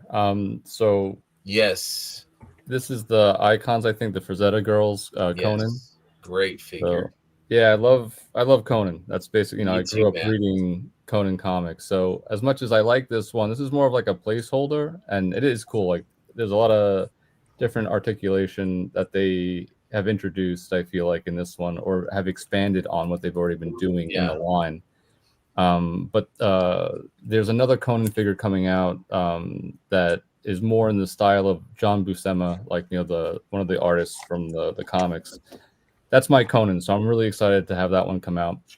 But this one's great for the time being, just to geek out over. It's really well done, and it's got a really nice look to it. Mythics wise, I've been doing some pop and swaps, and I don't know if my light's all that good. No, it looks good. But just I got this off of somebody off the Cabal. There's like a bunch of fodder pieces, and then I added the Father Christmas gold helmet. That's my favorite helmet. I love that gold Soleil. It's just a cool look, right? And this is from the Brute Scale Jin. I forget the name of the character. Calazir, exactly. Yeah, so that's where that came from. I'm just going to darken up the middle piece, the loincloth to match some of the armor, and I added Red Death hands there. That's cool. And just to give an indicator of who's underneath, I just think that looks awesome. Oh yeah, definitely. I love the color combos, the reds and the golds. Looks great. Yeah, nice. Fun look. And another samurai. Oh yeah. Yeah, sorry that the light doesn't look good. It's hard to see. That's good. But I just swapped this guy together. This was from the Gaspar 2-pack. And I just added Monkey King pieces to it. And put the Atlas head on it. And then this is what I'm most excited about. I just started painting again. Yeah. And I want to get better at light because I'm really happy with the paint job on this. I'll get good photographs of it, but I'm doing a does anyone know who it is? Perseus. Awesome. Good. Yep. I'm glad it looks like him. So yeah, I'm doing a Perseus. I actually this is from the Red Death, this undergarment. So it was all red. I bleached that and cut the bottom to match it for the character. This came from the Gaspar 2 set also, and I did dye it red, and it was in there for a while, but it still, after I washed it out, it came back orange. So I'll do something to get it to a point where it's all red and matching the character. But I finished the paint job yesterday, and I'm really happy with it. It's been like, it looks great, dude. Thanks, man. I appreciate it. Hopefully the photos I do will show better detail, but I'm going to be doing a full reveal of this because there's a lot of other pieces that go to it to make it all rounded out. So that'll be in the middle of this week. I'll post on the Cabal, and I have using this head, but a different character. I'm going to show the day after I reveal this one fully on the Cabal. I'll show that other one. And I'm even more excited about that because it's a character that, as much as I love Perseus, and I'm calling him, to be totally silly, Permseus, because the hair is so... He does have a healthy head of hair. For sure. It was to get that sculpt together. The hair, it had to be something specific for that character, so I got lucky with it. But using that head only with a more this guy Permseus has a smirk. And the other character is just stoic and straight faced. And I think, Greg, I know you're going to love it when you see it because it's a character that we both have spoken about. It's Calibus. What's that? I hope you're doing a Calibus to go along with him. Yeah. That's actually that's a great idea too. I've seen some 3D parts for him that are really good out there. I don't know who makes them though. But it's going to go well with a recent release figure, and I think people will be like, "Oh, we needed something like that." So I'm excited to show it off. That'll probably be Wednesday or Thursday. Nice. Week, so. We can't wait to see. Thanks, bud. Brendan. Yes. So what you got, buddy? I find got the last piece and put this guy together. You see he's posed up. This is Lyle Kaiser. Anybody paying attention to the HasLab, they just put out one for $300. This one will be about an inch and a half shorter by Iron Factory. And the posability is just so much fun. I mean, I'm having just, there's so many, I can't wait to take some pictures with this guy. It's just the playability, the way he bends. Yeah, he does articulate well. Oop, we got to follow the back, but then the back is clean. That's great. I got in the 86 Megatron. Oh, nice. This is nice. That's really cool. Who makes that? This is Hasbro. Hasbro? Okay. This way. I love that classic animated. It came out really nice. I mean, I have the masterpiece that transforms into a gun. I don't care that this guy transforms into a tank. That doesn't bother me whatsoever. They got the look right. And I had already previously got in, which I don't think is released yet, is the fourth party version of the Studio Series Optimus, who came out really nice too. Nice. What you get with him is that you get the Megatron arm that follows the new storyline, and all the additional pieces that they are selling as an add-on kit for the Studio Series version already comes with the fourth party. So you don't have to worry about getting that add-on pack. Let's see what else. I picked up stopped at Chelsea last week, hung out with him. He had these guys for me. Oh, cool. So I haven't opened them yet. Can't wait to play with those guys. And just a couple other. Hasbro started their Bruticus. So I got this guy in. Vortex is the first one they're going to start doing. And I mean, other things. Yeah, I have a bunch of other stuff, but I got to stop collecting this stuff. It's like I'm still collecting new Eternia stuff when it's on sale for like $10, $12. Yeah. You think it's cheap, but it's just extra money you're spending. Yes. I mean, I'm trying to fill out the line like slowly and surely, but why am I spending $12 here? Like I just got. That's why I'm saying I don't need all this stuff. I think it was $10 on Amazon the other day. Like, oh, I don't have them. Let me fill out the line. Let me add them. But I really don't need to be spending that money now. Hey, at least you didn't pay full price like I did, so good on you. Yeah, but like Brian, I am a masterpiece collector. I just haven't gotten any in this week. I have Devastator I'm building and Defensor. I mean, they're not cheap right now. Oh, it gets pricey. Yeah. I wish I was in the line in 2019 because I would have bought that Menasor, but I gotta wait for the next person to come out with one. Yep. Yeah, so that's it. Brett, you got anything to show, sir? I've showed everything all day. Okay. I just wanted to be curious. Just wanted to ask. Brian, how about you, buddy?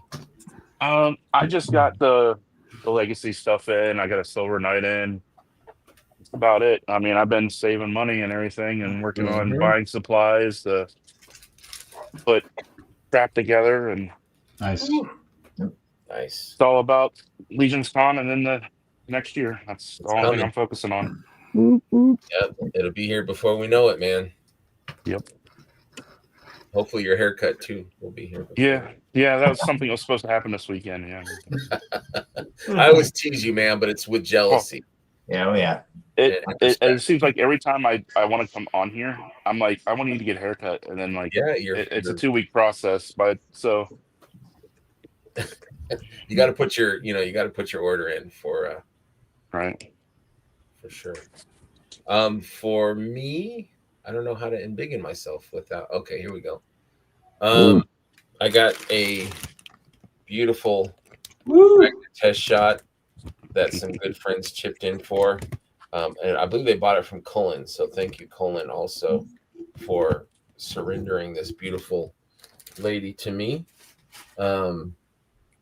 Also, in love with this. If I would have had this as a kid, all the paint would have been wore off because I would have Give had us Lou Ferrigno Hulk next. Yeah. Oh man, for sure.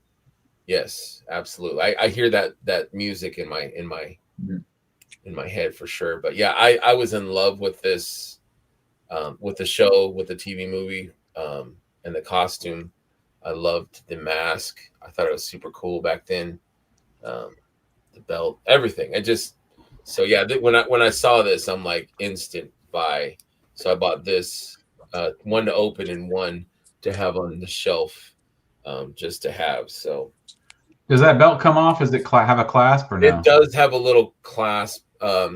Robo on his review thing where you could take it off, and then you could take off the bracelet too. I don't remember. I thought he had 2 bracelets on the show. No, we only had one. Only had one? Okay. Yeah. But yeah, the belt does come off. And I guess his belt buckle is the Spider-Man head. Yes. Which I never realized that when I don't think I did either. But I just loved the suit as a kid. I thought it was, and I have him with his little hands out because he, in the show or the movie, he did like this Spider-Man walk. Like people that see the show remember him doing like that kind of like sneaking around kind of. That's the first thing I did was swap his hands out for those other hands too. And it's funny, it comes with the rope, yeah. High-tech piece of equipment. But it doesn't come with any hands that can hold the rope, which is funny. Like, it would be cool if they had, like, some way to... No, that's supposed to be the web shooter on the TV show. When he used to shoot the web, it was just a string, and they used to pull it, like, by a fishing line. Okay. You don't remember that? Go back and watch some of the old... They don't really hold up too great. Well, I like how they have, like, reverse... Like, it would do, like, a reverse film thing for... the net that would fly on the people. So yeah, I love that. Super happy to have that. I also want Creeper Captain America in his white van with the clear shield. Red Brown. With the van and the shield and the motorcycle helmet with the little wings. Yep. Yeah, people would make fun of it, but I would buy it. I would love that. This is I brought this up on a few other shows. My buddy Brett made this happen. Thank you, Brett, for the Maxilius bottom piece and chest. So I had the arms and the legs from Torpiculi, and then the bone ape head to make this. But this is such a fun figure. Like, I want to make another one just because they're so much fun to have and to just keep on a desk or work area. Because you just pick it up and keep playing with it, and that to me is so important. The playability or the fun. There's figures that the Horsemen make that, like Ganesha, where you just kind of pose it once and put it on the shelf, but then they make fun things like the Torpiculi or the Silver Knight or something that are just fun to just always be monkeying with and messing with.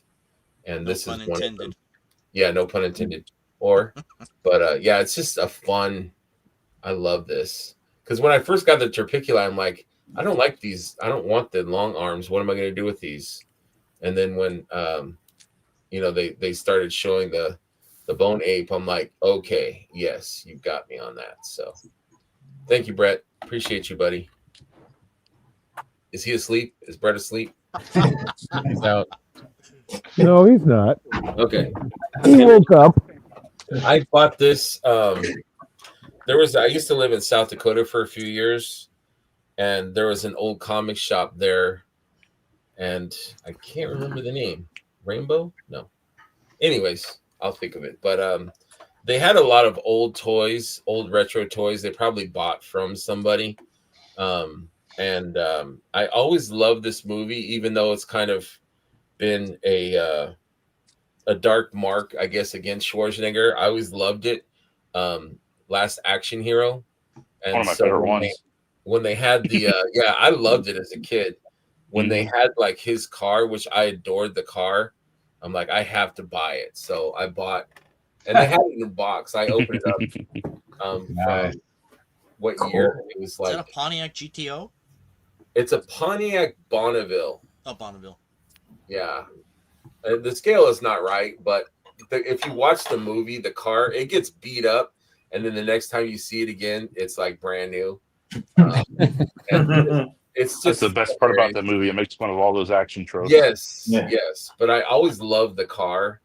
It almost was like a character unto itself. So when I saw the car, I'm like, yes, I want that. And I finally opened. So I've had this for probably a couple of years, but I finally opened it last weekend, and just my eyes just keep going to it on my shelf. I'm like, this is so rad. But it's got like action features or something. Like I was going to ask if it has action features and street missiles. stunt wheel where like it'll like do like a side thing. It's fun. And it's got seat belts, which is funny.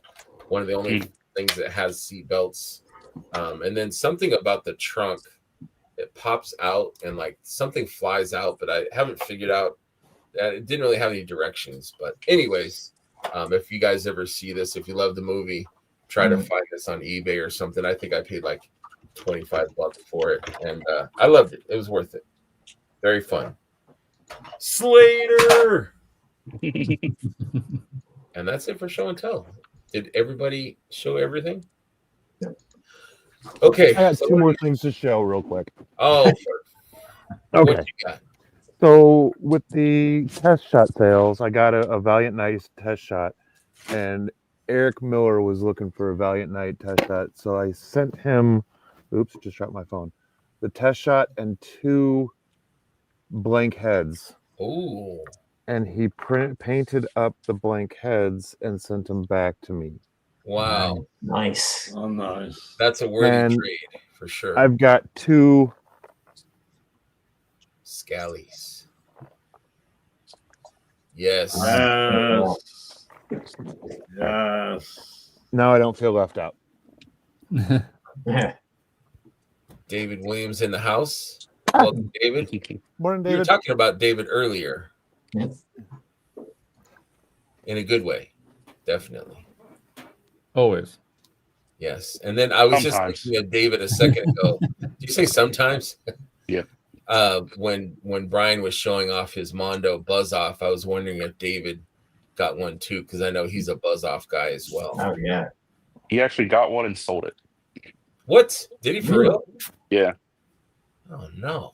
Wow. He got it. I think he mainly got it just because of the whole his tribute figure kind of had that touch to it. But like, I think once he got it, he's like, I don't really have any place for it. So he ended up moving it. I mean, that's a real thing.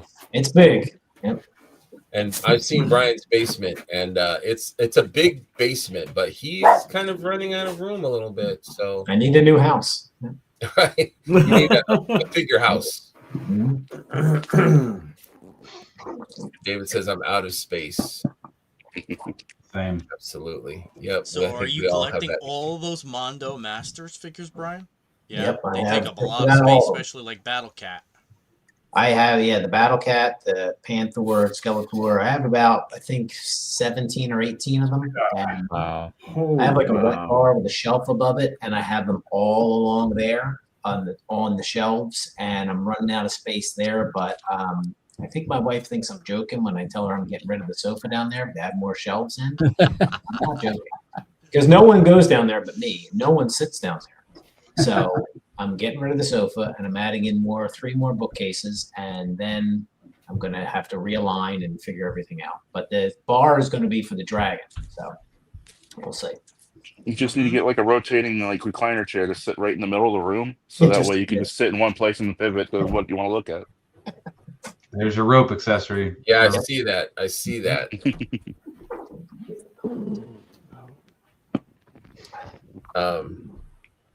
Absolutely. High tech. That's right. But I remember the old 60s cartoon. He was swinging, and like when they did the extreme close up, he's like swinging towards you, but it was a rope that he was. I'm like, what is this? It's a rope. Go back and see if you look. I wanted to do some shout outs real quick. Brendan, is having a barbecue. Go ahead, Brennan. Take the floor, sir. Yes. So in the spring when we went to ToyCon, it was in Morristown Armory, and afterwards we had a little get together. Greg, you were there. There was a few people there. Yes. Brett awesome. was there. Dave was there. Jeremy It turned was out to there, be good. Big G. Yeah, it turned out to be a good thing. So I want to try and grow it a little. So if anybody's out there going to ToyCon, reach out to me. I'm not. This is a little difficult because it's not a meeting place. It's my house, so I don't want to dox myself and just put my address out there. Right. So I'm trying to handle it a little differently. I'll be at ToyCon. 13. No. Yeah. Yeah. So I'll be there the whole time. I'll be at the Horseman table hanging out around there. I'll probably be hanging around Brett most of the time, and everybody else is there. I think Dave's going. Yeah, it's a blast. It's just a cool little hangout. It'll be rain or shine. I have some small tents and tables. We'll sit out in the backyard. People opened up figures last time. We had a lot of fun, and plan on having a bunch of food, different kinds of things, chicken, sausage. Just nice. I'm gonna amp up the grilling a little bit this time. Nice. I was late, so I missed the whole barbecue part. There will be 2 rounds because I was like, "Where's the food? Where's the food's gone? I missed it." I did find a picture of Prometheus. Oh, thanks. Yeah. Nice. That face sculpt is great. Yeah, that face sculpt is great. That is That great. is amazing. Yeah. But yeah, so check out. Oops, I'm going too far here. Check out the barbecue. Yeah, it'll be a good time. We will definitely will have Here's everybody. we'll have multiple rounds of food because I forgot also the horseman meat. They always do their little dinner too. Yes. So Greg showed up later. There was a whole second round of people that showed up later on after that dinner. So now I'm ready. Second go around, we'll make it a little bigger. We'll grow this thing, make it a nice little event. Yes, absolutely. Yep. Brett was right. I need to do a meetup, and just have some people come together, some good friends, and hang out. Absolutely. I'll be there. We'll do something Michigan. All right. We All got right. Chris Johnson, he's in Grand Rapids. Yeah. Mhm. Me William and Chris, Husted, he's in Greater Grand Rapids area.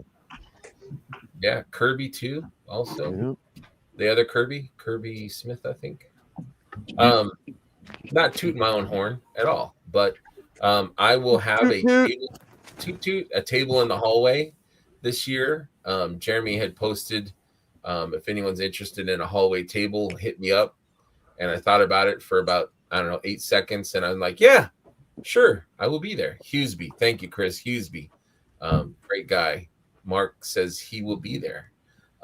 Anyways, so yeah, I am getting a table. I have some friends that are going to put some stuff on there. I've got some stuff to sell. I said, Brett, if you have anything you wanted to sell. Brendan also is going to have some awesome head sculpts. But I wanted it as like a place to kind of hang out, to relax a little bit if you want to sit down. If you want to keep your stuff that you're picking up while you're out and about, just put it underneath the table there. So just like a hangout for friends. And so that's why I did it. And I wanted to get my foot in the table. I am working on a my own custom for the first time. I don't know how it's going to be. Yeah. Awesome, man. Good for you. It's kind of like the first thing that I've ever like, I want to make that. That's never really happened to me before. So I'm working on it now. Chris Ferron is helping me out a little bit in the 3D printing part. But that will be there. And just I got bins of toys that I'm trying to get rid of. So if anyone is looking for any kind of other toy lines other than Mythic, I'm selling that stuff. But yeah, it's going to be fun. I can't wait for that. So people cruise by and see my table. I will have t-shirts made by the amazing Dave Orkin and some stickers and stuff and firm handshakes and hugs.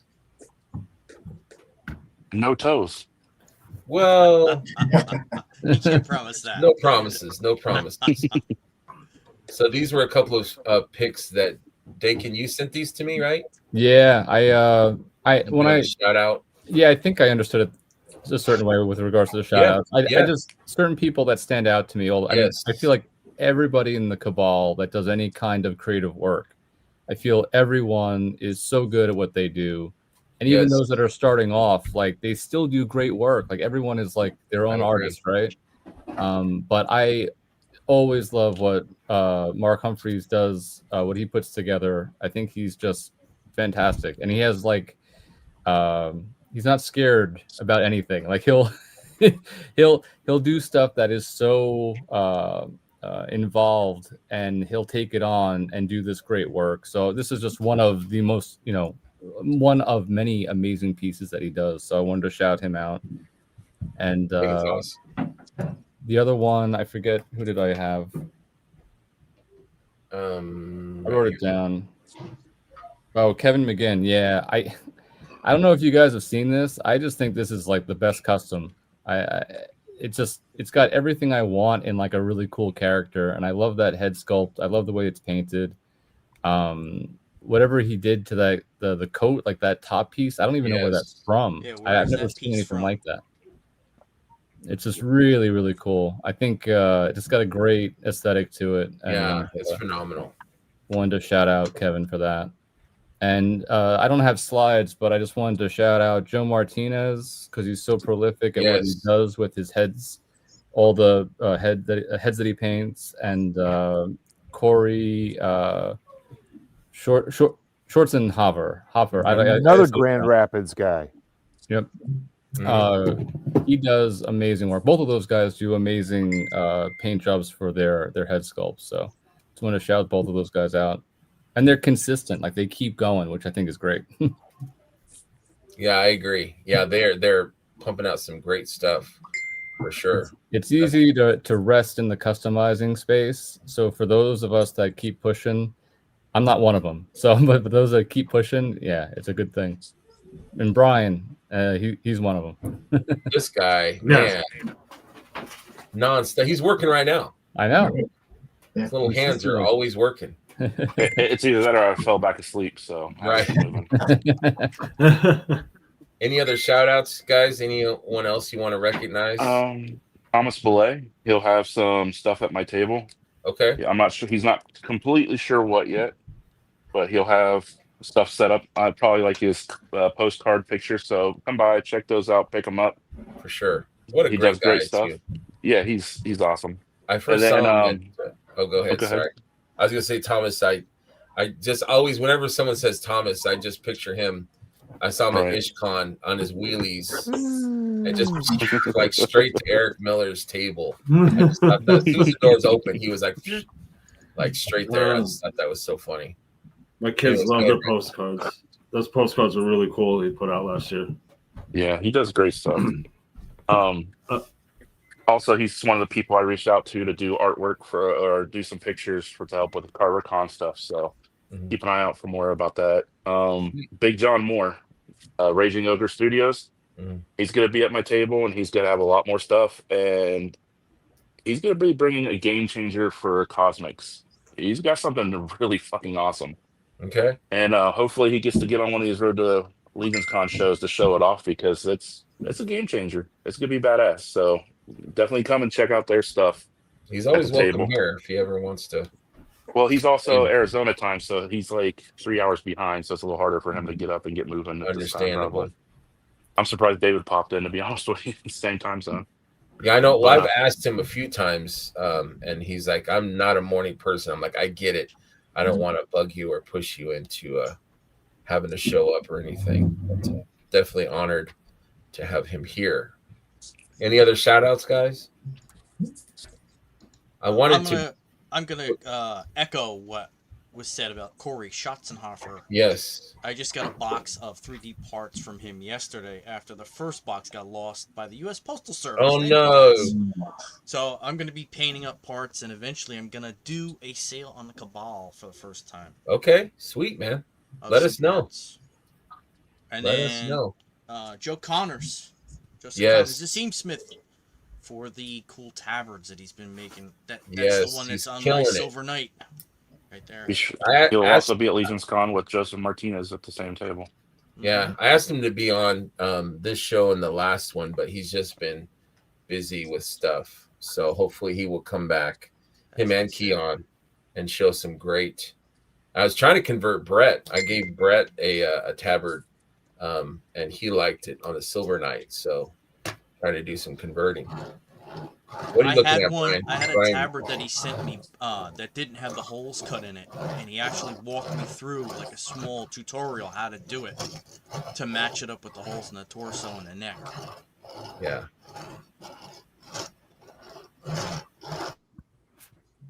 I knew it was Brendan. I had a feeling. What are you, like, planing a boat? What are you doing? Oh, sorry. He's sorting M&Ms. Okay. This guy killing me. Not to end on a downer, but I mean it is a sad news. Dennis Hughes has passed. So fuck cancer. Yeah, definitely, man. Definitely. So yeah, I just wanted to shout out, thoughts and prayers to the family. Everyone's been touched by cancer, and it's tough, especially when they're way too damn young. Yeah, it just sucks. So thoughts with them, man. Anyways, we've done 320 so far, and I thank you guys so much, man. It's been a long morning, but I hope that everyone had a good time on the show. You guys have good conversations. Definitely. People that have only been here for the first time, thank you guys very much.